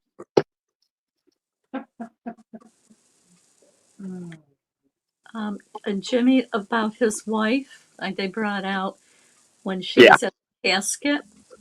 I think you brought it out that it didn't look like a real hand. No. And the ring that she was wearing looked like a Masonic ring. Yeah. I said it last night. I was like, those hands, I'm sorry. They looked fake as hell. They really did. I know that people are saying that, well, if you go to a funeral, they don't have no blood circulation and they put embalming fluid in there and they color the hands. But if you look at the size of Charlie had big hands. And there's pictures of his hands next to Erica's. And they don't match with what we were shown at that casket. All right. Then you have on his suit, you got the top button buttoned, but the second button was not buttoned. That is a symbol because that's when the deep state does their little hidden hand. They put their hands in their jackets. That is called the hidden hand. And they leave that button unbuttoned to do that. That's another symbol. Then, of course, the ring. Now, some are saying, well, their daughter's name starts with the letter G. That's why it was there. But what I saw, and I haven't seen anybody, and this is my complete speculation, when you look at the ring, you see the G, but the other one next to it looks like an O, which would say go. That would be a comm. I don't know. That's just what I saw. I haven't heard anybody talk about that yet, but that's just what I saw and what my thinking says. That says go. So, and if you look at the pictures, I don't think that was the real Erica either, because the pictures don't match up. When she's speaking, her teeth disappear several times during that broadcast. So could that be CGI? Yeah, very well could be. There was a couple of times when she's reading from the script that she messes up and says, oh, our daughter ran into our arms. I mean, my arms. It didn't look legit to me. I've got to tell you, Jimmy, one of the women, I'm not going to say who it is, expressed grief on our program Wednesday. Friday? It was either Friday. Yeah, Friday. Yeah, Friday. And right. She expressed grief, and I swear, it broke us down. Her grief, it broke me down. I was weeping. I was crying at her grief, not at Charlie's death, at her grief. Right. And then his wife gets on, and she's pulling her little 3-minute talk, and I'm looking at her. And I'm saying she's a Class A phony. I couldn't get anything. It's like this is so blatant. It's not funny. It's not funny. Yeah, I agree. You know what I also thought was very interesting? That speech that she gave was about 17 minutes. Okay. All right. I didn't watch 17. for more than 3 minutes. Yeah. 17 is Q, because Q is the 17th letter of the alphabet. There is so much symbolism and numerology in this event that if you don't understand it, you will miss it. There's a lot there. So, and nothing is making sense with the whole FBI story about Tyler Robinson. That's not making. They brought text messages out yesterday, and those text messages that looks like an AI script. I mean, I think what they're going to do is keep throwing out these conflicting information. People are going to get confused and they're going to drop it. They're going to leave it and go to something else. Well, I'm going to tell you this right now. The people that are on this, we are not dropping this. We are going to stay on this case. Right. Well, I'm talking about public. The public. But your public, yeah, the public will get tired of hearing about. I mean, I've already heard some people say they're Charlie Kirked out. Yep. Well, that's exactly what the deep state wants people to do. Yeah. They want to sweep this under the rug as fast as they can. And when they can't, because people are still digging on it, then that's when another false flag will happen. Right. Yeah. So again, can you define that term false flag for me? I've heard you say it 2 or 3 times now. Could you define that real quick? Yeah, I can. First off, a false flag means that the event didn't happen. Okay. All right. So it's basically, let's go back in history at the origin of the word and the phrase false flag. It was used during 1700s, 1800s when they had the ships and everything. And these ships, they would have a flag. So if it was a British ship, it would have a British flag. If it was a French ship, it would have a French flag. And so you had nations that were at war at the time. So let's say France decided, well, let's run up our British flag. And so when we come against the British ships, they will think that we are friends. And then we're going to get close to them and bomb the hell out of them. So basically a false flag is, hey, there's an event that happened, but we're going to blame somebody else so it doesn't look like we did it. Does that help? Absolutely. Thank you. You're welcome. So it's like 9/11. 9/11 was a false flag. They blamed the hijackers and Iraq and Osama bin Laden. No, it wasn't them. It was an inside job done by our government. Yep. So what is that organization attempting to do then? Now that his wife's in charge. I do know that Turning Point USA is they are a huge enterprise. I said last night that their annual budget was $80 million. I think it's up over $100 million now. They have 600 employees. It's a huge cash cow. I don't know. I don't know what they're going to do as far as who they're going to put in the seat. But if they choose, whoever they choose, look very carefully at that person, whoever it may be. If it's Ben Shapiro, then oh my God, watch out. Because he is pro-Israeli government. They may put somebody in there that will toe the line of the Israel narrative. We'll see. I don't know what's going to happen. I don't know. I am keeping an eye on it, though. Well, one of the interesting theories is when so many people seem to be pointing the finger at what they call the tiny hats, the Jewish people, the Jewish government. Right. Whereas the organization we came from, that is Zion's Watchtower, Zion's Watchtower, and this goes way back to the early part of the 1900s when it was started. Late 1800s. Late 1800s. 1980. It was an organization basically that was seeking to fulfill an agenda through this thing called Zion. Yeah. And everything that I'm understanding is that right now, though fingers are pointing to that group of people, really those people are being used and then set aside by the greater powers. In other words, You're saying that are you saying like the Zionists are being controlled by somebody else? yeah, they're being used. That's very very very likely. In other words, the Roman Empire that didn't like going out of existence knows how to come back, and they know how to use whoever they want to use because they're the ones that put those people back in that part of the world. They went to different areas and they threw them out of all different places around the world. But this Balfour guy came along and said, hey, you can come over here. Why don't you settle over here, knock those people out, and eventually they're going to get what they want.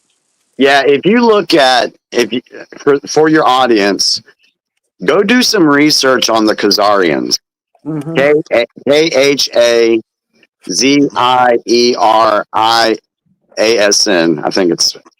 I might have to write it down and look at it, but look at the Khazar. You study the Khazarians, and tell me what you find out about that. And then another question to ask is: did Rome really fall? No. Or did they just transfer into something else? Oh, the Pope wouldn't let that happen. Well, because when Rome fell, there were no popes. I know, but the Pope's not letting it happen now. But when Rome fell, it turned into the church. It turned into the Vatican. Crypto, yeah, so that's why you see. That's why you saw during World War I and World War II. The Pope. The Pope was always around. So, yeah, this is bigger than all this is bigger than people can possibly imagine. Yeah. And I know that it's hard for folks to wrap their brains around this stuff, but you really have to. You actually have to go digging for this stuff. There is a truth drop, and movies are great for truth drops. Oh, yeah, absolutely. And I don't know if anyone's familiar with the John Wick series. Yeah. Okay. Well, I don't know if anyone is or not. It's quite a graphic movie. Brutal. I'm not suggesting it, but if you want to see assassins having a grand old time, that's what that's all about. Well, at any rate, one of the scenarios was this John Wick who was going back, trying to get out of being an assassin, but yet he goes back because he gets drawn in somehow. Well, at any rate, he's at a very large Catholic church. Well, not just a church, cathedral. Yeah. And he goes in and proceeds to blow the place up along with the priests and everything. It's like, holy smoke, this guy's not very nice. And then you get in closer and he goes in further and he goes to an area where women are being locked up, trafficked, because they're really traffickers. If you look, go do some research on this. Pedophilia / human trafficking in Israel. Yeah. Go look that up. Yeah. Yeah. That's insane. And I'll tell you what to look for next in the media. And they've already started doing it. They did it last night. They're going to paint this guy, the patsy. They're going to paint him as a sympathetic individual. And that, they're going to try to make him not look so much like a monster, which for one, I don't think he freaking did it anyway. Right. But to keep the narrative up, he's got to be the one to take the fall. So they're going to start they're going to try to humanize this guy. And they started doing it last night when an ABC reporter was talking about the text messages and was saying, oh, look at how loving he was being with his partner, calling him my love. I'm sorry. How many 22-year-olds do you know that are going to refer to their partner as my love? I don't know. I don't know any. They got some creative script writers. They're a little too old. Can we just change the topic for just a second because it's getting late for Seth and he has some really good news. Jimmy, thank you so much. We can go deep. We can go for hours, days. Oh yeah. It's not going to end. It's not going to So end. I'll just say this and then I'll jump off. I appreciate you guys having me on. Thank you for making those explanations. Thank you, Jimmy. And I just wanted to tell you thank you for sharing, man. You're welcome. And well, nice shirt you got. my Italian shirt, yeah, I wore it last night too. And Jimmy, this'll throw you for a shock too. I'm more of that center left leaning at times, kind of, but I agree with so much of what you said tonight. I agree. Done my research on that a little bit. I agree with a lot of it. So, well, thank you. Add another one to your list. Me and Linda. Well, I appreciate that. Again, Jimmy, thank you. But again, Seth, you got something really important to relate. I do, and I'm really tired tonight, guys, so I'm gonna hop off here early. It seems like, but I did receive a phone call. I don't know if anyone's been following some of the stuff that's been happening with our protests and the conventions, but at the last convention held here in town, we were protesting, and they built a wall of brothers attendants on the public sidewalk. Told us we could not walk on that sidewalk, couldn't go through, couldn't do anything. They pushed our son's stroller and everything. Well, I've reached out to many people. I received a call today from the Expo Center, the building. It's the people who run the building itself, and they were apologizing to me on behalf of the Jehovah's Witnesses. Yeah. And they let me know this will not ever happen again. That's beautiful. So I took that moment and I questioned my right to be there to protest, and they said, absolutely, you're allowed to be there to protest. It's the law, it's in the Constitution, it's your right. As long as you're keeping it peaceful, protest, exercise your right to protest. So it's a small victory. Oh, it's a big one. It's a big one. Seth, I have a question, Seth, for you. Go ahead. Follow it up with a thank you, Seth. Follow it up with a thank you to them. Absolutely. I plan on sending them a letter of approval. Okay, great. From me. Oh yeah, I'll do that too. I have a question for you, Seth. Go ahead.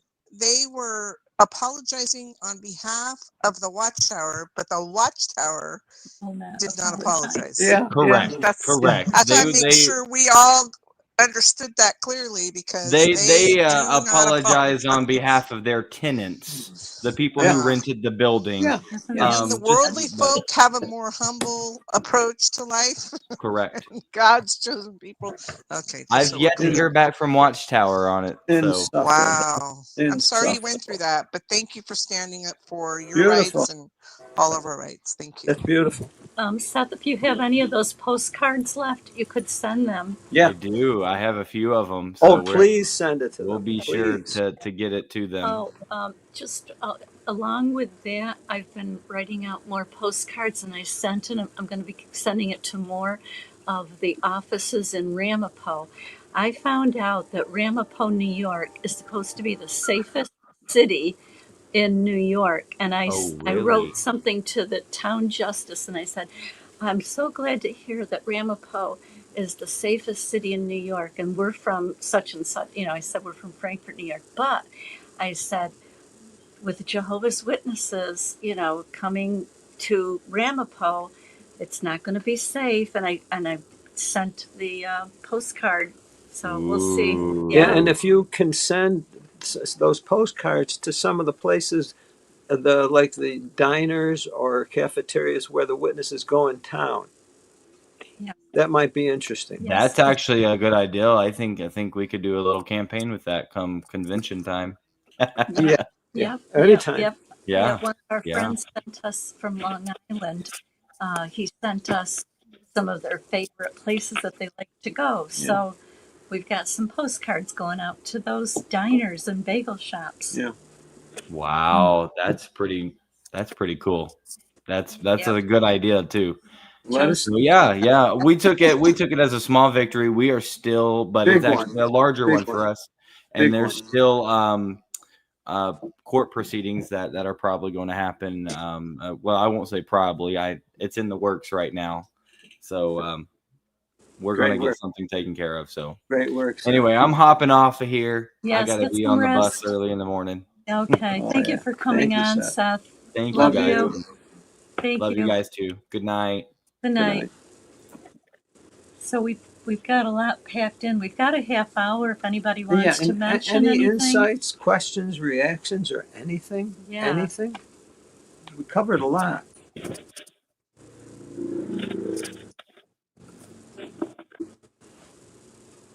Where do we feel things are headed?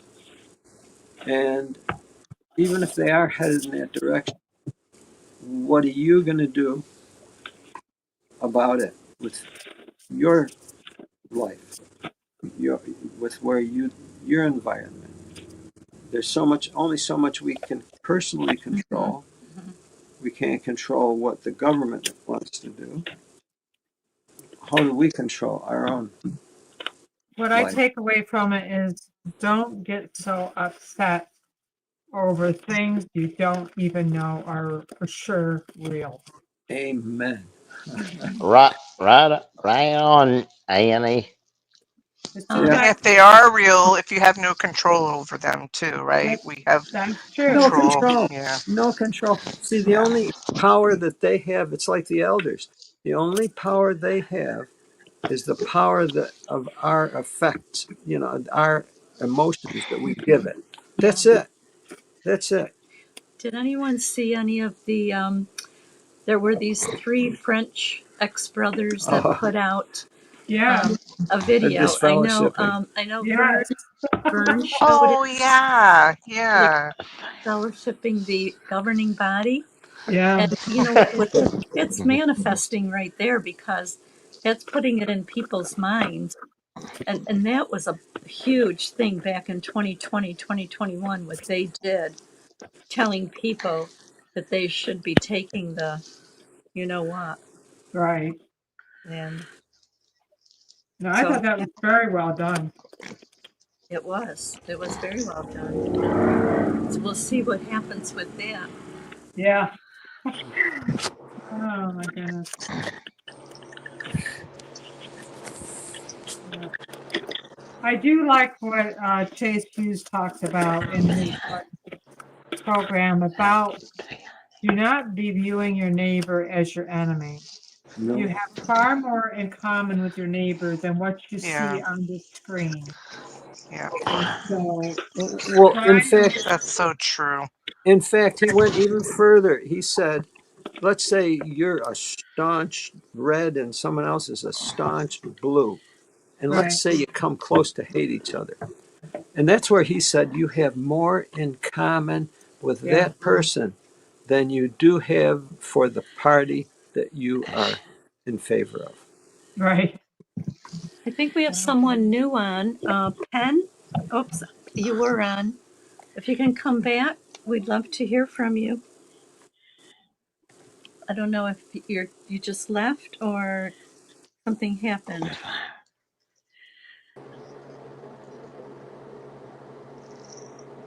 Oh, yes, and Jimmy Bell asked if we could plug their show. Ruby and Jimmy Bell do a program every Tuesday starting at 9 o'clock Eastern Standard Time. It's called The Unrelenting Political Corner. And if it's Ruby and Jimmy Bell, it's called The Unrelenting Political Corner, Tuesday nights, 9 p.m. Eastern Standard Time. If anybody can catch it. And if you're not political, you don't have to be political to know what's going on. In fact, being informed is something that we need to do just so that we're clear on our own personal feelings. Penn, if you want to, we want to hear from you. If you want to speak up. I've never done this before. Oh, well, you're doing it now. Hello. We can hear you. Welcome. Okay.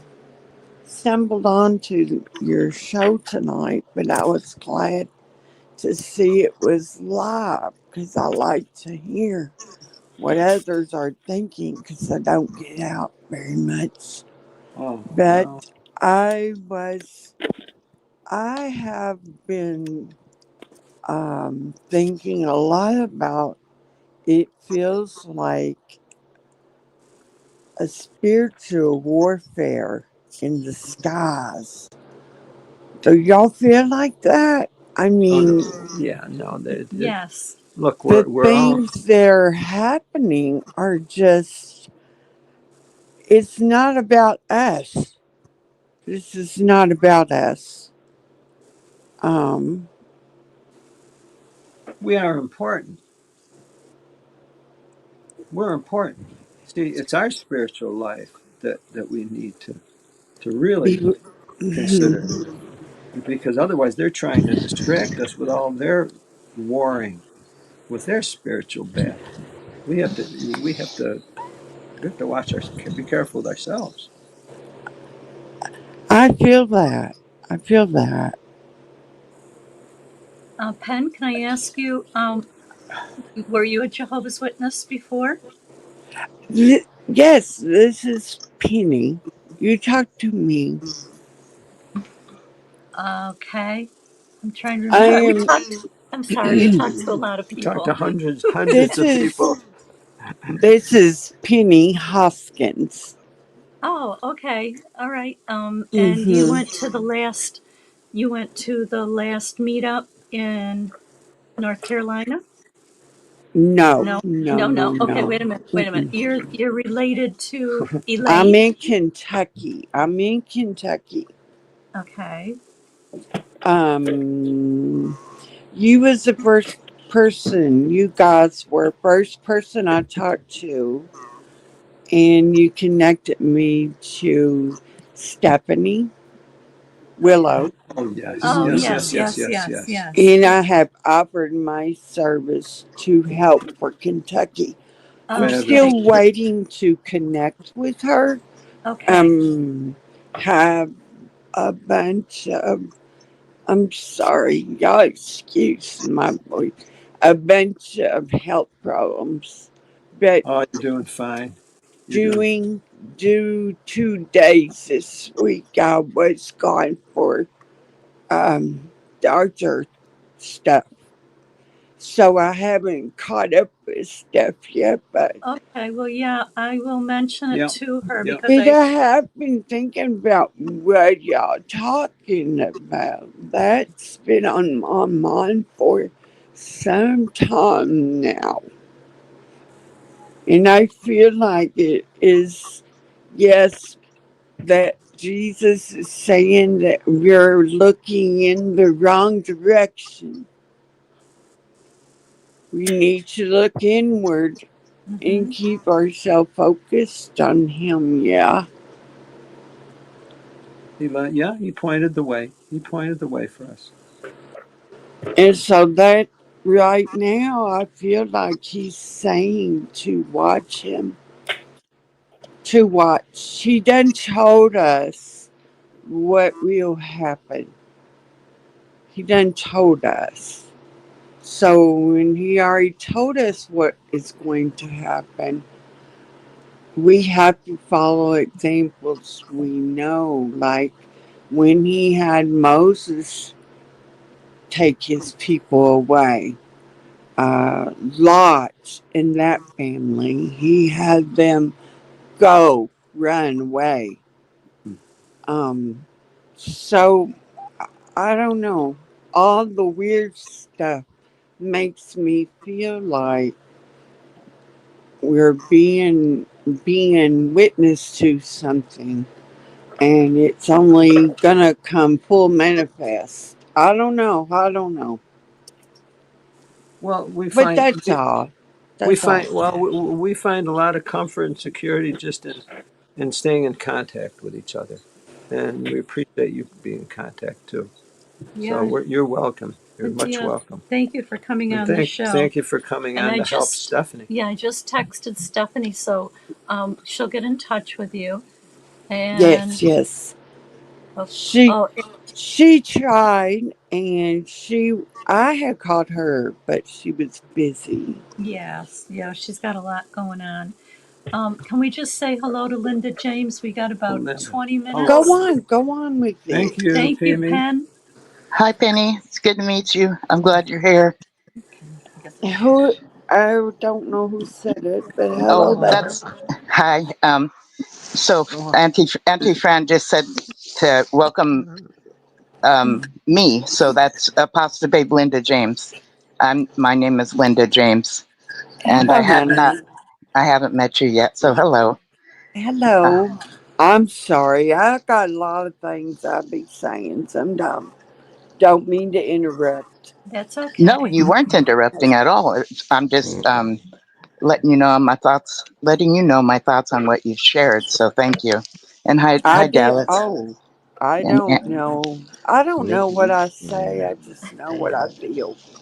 Well, we're all here listening. So, Linda, what you told me today, your granddaughter's name. What's your granddaughter's name?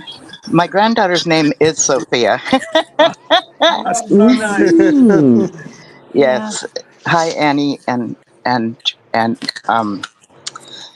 Fran and Joe and Marissa. Hello, all of you guys, and everybody that's in the audience. And so, yeah, I was telling Fran that Sophia means wisdom, and if you go in the Bible, okay, Old Testament, Proverbs 8 talks about wisdom in the manner of feminine, feminine personified wisdom. And that's kind of interesting. Some people, I'm not saying this is a diehard, strict belief system of mainstream Christianity, but some people consider that part of wisdom, that feminine part, they sometimes consider it the Holy Spirit portion of God if they are a Trinitarian believer. Right. Well, did you see the video on the first part, Linda? No, I kind of was listening to it. Did they say that? Yeah, they spoke exactly what you're saying. That's a fabulous video. I'm late to the party. No. It's a fabulous video. I'll send the link to you, Linda. Thank you. That's always fascinating stuff. Yeah. But yeah, it's very meaningful for our situations. We really do. Yeah, and it's fascinating to think of a feminine side to God when we've always spoken of God as being Him, and we kind of just need that as humans to put a gender to something that we're involved in, personifying them or personifying this the identity of God or whatever. But yeah, so yeah, Jimmy was Jimmy was right. I did call in last night and agree with him, and I agreed. I don't agree with him by way of the route he took, but it's the route I took and my intuition. So, and I know that Jimmy goes with intuition as well. But yeah, that was quite the moment. I was like, "Yep, I think that's." I don't think that what we witnessed is truly the death of him. I have a feeling that this might have been something to where he could be taken out of us and witness protection kind of thing. I know that sounds very conspiracy-like, but there was a lot of things. There was a lot of pressure going on with him. That's not the first time in history they've done this. Correct. So I'm thinking along that lines, and the people that keep showing up as the targets, I mean, the ones that are caught that are the shooters of the president and stuff, these are young kids that are Republican. I see them as kids, and in my mind, we were recruited into a cult thinking it was one thing, thinking we were going to be part of a certain cause. And then we find out later, and some of us don't find out, that we were actually doing something to benefit them. It wasn't necessarily going to benefit us. No. And again, I don't have anything that I can point to that confirms this, but my intuition says, Well, Linda, they come from these good homes, and I just think that these kids, I'm calling them kids, young adults, conservative, are just being recruited into something they think is a good thing, and it turns out they're on a roof dead somewhere. Well, look, think of us. I mean, here we got involved with Zion's Watchtower. Yes. I never planned on being used, or nor my family being used, for monetary purposes to contribute to an organization for that purpose. I just never dawned on me, and this is the way they roll. They know how to secure our energy. They know how to secure it. Mm-hmm. That's so true. I also think that because the latest thing in the news with the last shooting, unfortunately, it was horrible, was done by someone who was transgender. I see them really attempting to put transgender in here somehow. But what was the result of that last case? It was a Catholic church, and this person even went to that school, went to that church. Their mother worked there, and so after that there was talk about maybe we should not give guns to people that are transgender because of mental health. That was a subject brought up that if they see themselves as transgender, they obviously have mental health problems. That's the scenario that's been brought, and which I don't agree with. But some people might agree with that, and people get to think what they want to think. The thing where I'm going with this is, it seems like they want to bring his partner as being transgender, and if they could, then they can say that he's on the left, because that would really help after the minute or two after he was assassinated, that the radical left was definitely blamed, so that would keep that story going. Do we know if he's has a transgender partner? We just don't know. We don't know. Yeah. We just They've said that don't he's know yet. cisgender. Yeah, they said that it was not his partner. That he's cis. He's straight. Okay. But okay. I mean, I don't. Who knows? Right. So this guy that's the accused shooter, evidently the claim is because Charlie Cook had too much hate. Well, I can think that too, and have thought that about him, but I never would think that that's that he should be taken out by anybody. You know what I'm saying? That just does not equate with, if we come to that conclusion, it just doesn't equate that the man should be taken out at all. But why not? If you hate someone, there's no end to what you couldn't do if you were unwell or had a violent streak and grew up from the time that you were little playing games, shooting, and going to the gun range and like immersed in gun culture.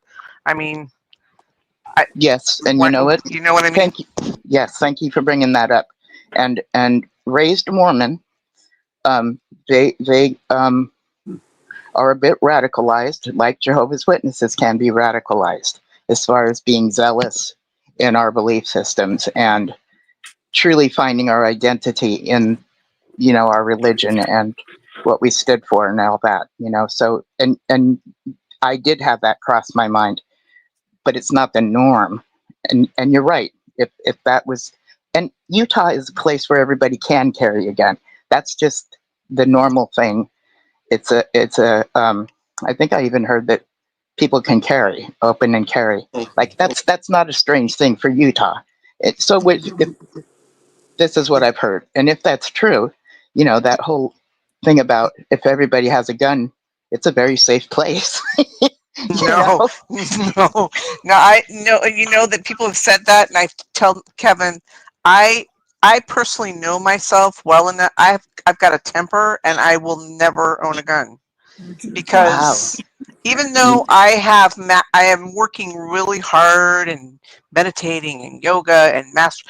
I know that in the past, especially when I was in the cult, there were things that I did that were excuse my language, shit crazy. Like cuckoo, if somebody ticked me off. You know, I'd get out of the car, knock on the window, excuse me, you know, I'm just like nuts. And so, you know, I've learned how to like regulate my emotions now. I'm not in the cult, I've been in therapy, but I still would never own a gun. Because look, I mean, it's life or death. And I just don't, there are only in my opinion, certain temperaments. Yes. You know what I'm saying? Like really cool, calm, and collected temperaments. Because the statistics, the numbers show that you're more likely to die by a gun when you buy your own gun when you own a gun. So that's another thing. I don't want to die too. I don't want to take a life, and I don't want to die. Can we just say hi to Wild Wall? He's been waiting. Hi, Wild Wall. Hey, everybody. How y'all doing? Good, Wild. How are you doing? I just had a couple of things to say real quick, if I can. I know Can you I, ain't got the time. can I just interrupt super quick? That comment that just came out for fixing my faith, that was my comment. I don't know how that happened, so I might be on fixing my faith. So I was just, that was for dehydrated nurse.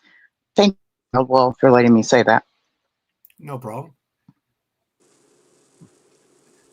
Yeah, what I was wondering about Charlie Kirk is, what is the end game? What would be the end game with Charlie Kirk? I was hoping to get on here while Jimmy was here, but I had a lot going on in my personal life here at the house. But why would anybody want to go through that if it was staged?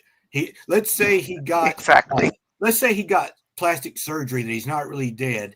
Who would want to go through that, especially with two kids his age, and move their wives or whatnot to not be seen with them, to try to pretend you're dead? I think it's getting to the verge of nonsense now. The girl in Charlotte that got killed, it's a conspiracy, this and that, which I can understand certain things. But here's the thing. Remember the boy that cried wolf? He kept crying wolf so much that when a real wolf come, nobody come to help him. I'm afraid as a society, we're getting to the point where everything's a conspiracy theory now. And I do know they do exist, but I just don't want us to get to the point where whenever something happens on the news or the newspaper, oh, so-and-so died. Oh, well, he was taken out by the conservatives, or they were taken out by the liberals. It's like there's not an end game. In other words, what I'm saying, like, what are they going to get out of this? Why would any 31-year-old like Charlie Kirk want to go through this tremendous headache if he wasn't legitimately dead to try to hide somewhere? It don't make sense to me. But I do think there could be a conspiracy that kid, that 22-year-old, didn't work by himself. I find it highly unlikely that anybody that didn't attend that college would know right where to go to get on that roof. They said he did not attend that college, went to another one in the South, which I can believe that of Utah. Okay, how can any 22-year-old carry that out? And to my knowledge, he wasn't an expert marksman. I've been trying to research it on the online. If anybody's got anything they can prove that he was an expert shot, let me know. So how does a 22-year-old by himself pull all this off on a college that was that loaded? It's just not adding up. So I can buy into that conspiracy, but as far as him not being dead, Charlie Kirk, I can't buy into that part. Me neither. I agree wholeheartedly.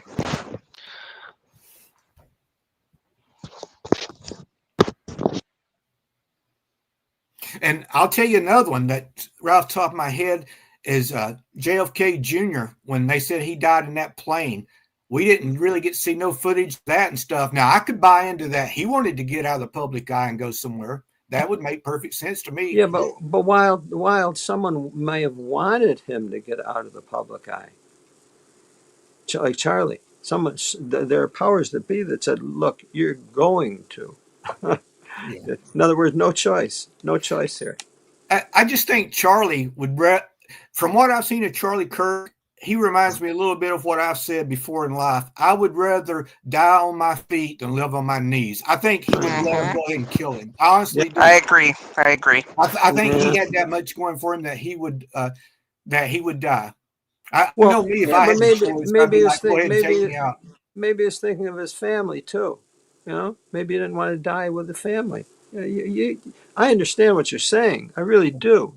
But Jimmy Bell you never know. Jimmy said a lot of people have done this to get out of the system. It's called it's not the first time. Witness protection for a reason. This is not the first time. You'd be shocked at the number of instances that this has happened. All right, let's go with that witness protection. You know how sometimes I look around because I didn't show my face for so long on here, which I have. I've did it on plenty of pictures on your show now, friend. But at some point, we all get tired of either hiding or concealing. At some point in his life, he's only 31. I mean, I'm 58. Can you imagine having to do that day in and day out? It's going to get so tiring.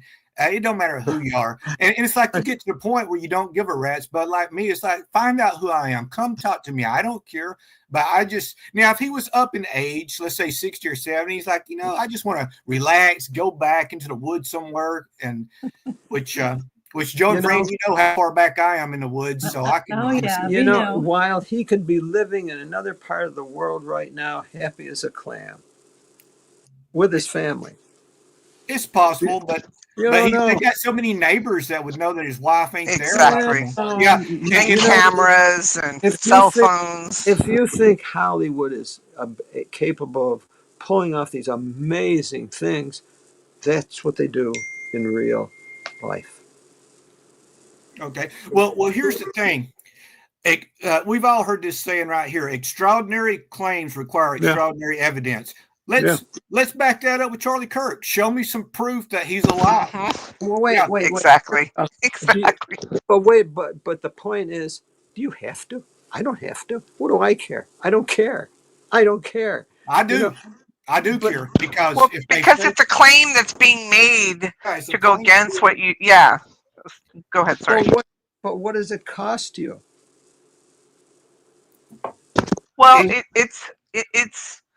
I think I mentioned before, conspiracy theories are a way for people to feel safe in a world that feels unsafe. People that need answers and that want to feel, because, really none of us know the goings on of what we don't know, and we can't prove it. Okay. And so when you spend a lot of time thinking about that stuff, right? What about this?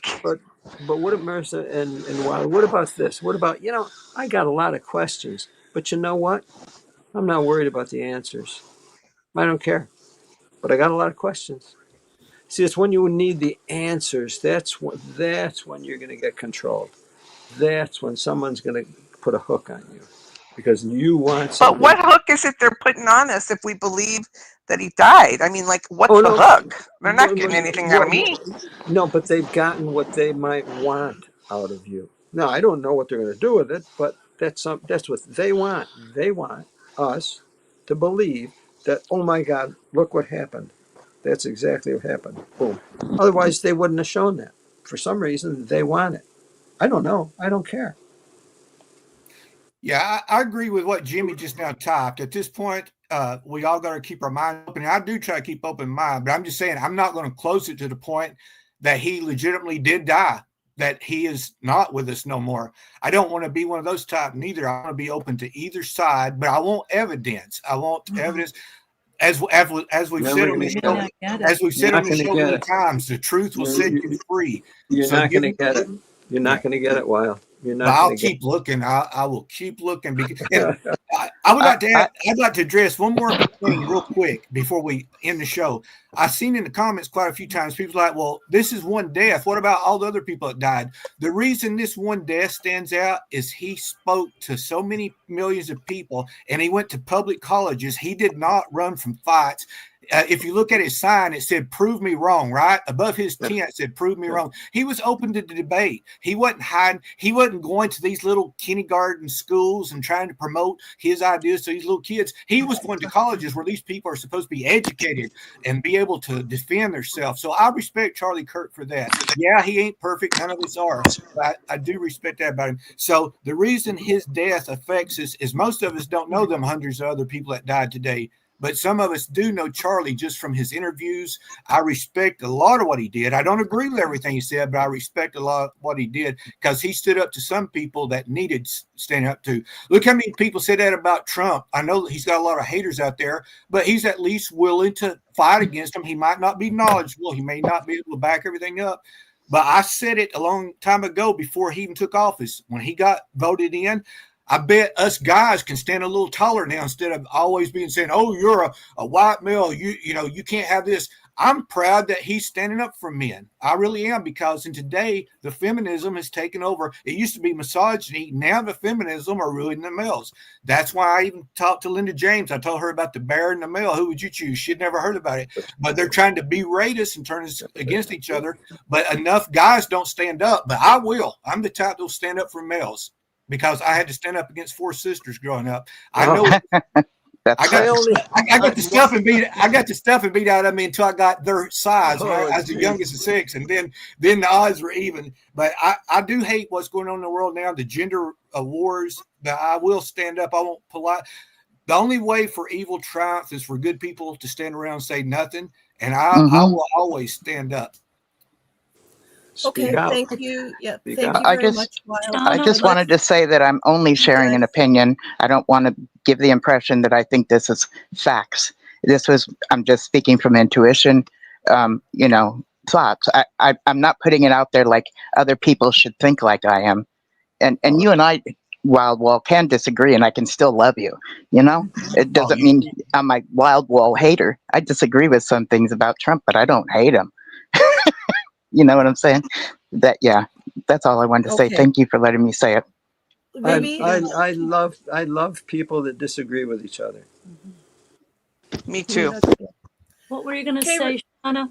Let's give Ruby the floor for a few minutes, and then we'll say goodnight. Okay, thank you. Ruby. Go, Hey Ruby. Guys.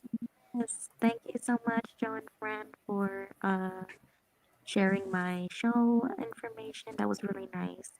On Discord, if anybody wants to join us, we're gonna start the movie night, and we're gonna watch The Mask 94, and I have one surprisingly recently, so I'm gonna watch it again with you guys. If anybody wants to join, please click the link. I'm gonna share it in the general chat, and we're gonna start it in about 3 minutes. Oh boy. Okay, thank you, Ruby. Get that popcorn going. Thank you, Ruby. Thank you all for coming on Thank tonight. you all. Really good program. Thank you for being open-minded. Be thankful for your opinions, and I appreciate you sharing them, and make room for them all. Really, let's just make room for all of them. There's room. There is room for all of them. I love you all. Love you. Good night. Good night. Good night. Good night. Y'all take care now. Keep living our life with love. Thank you, Dallas. You too. Yep.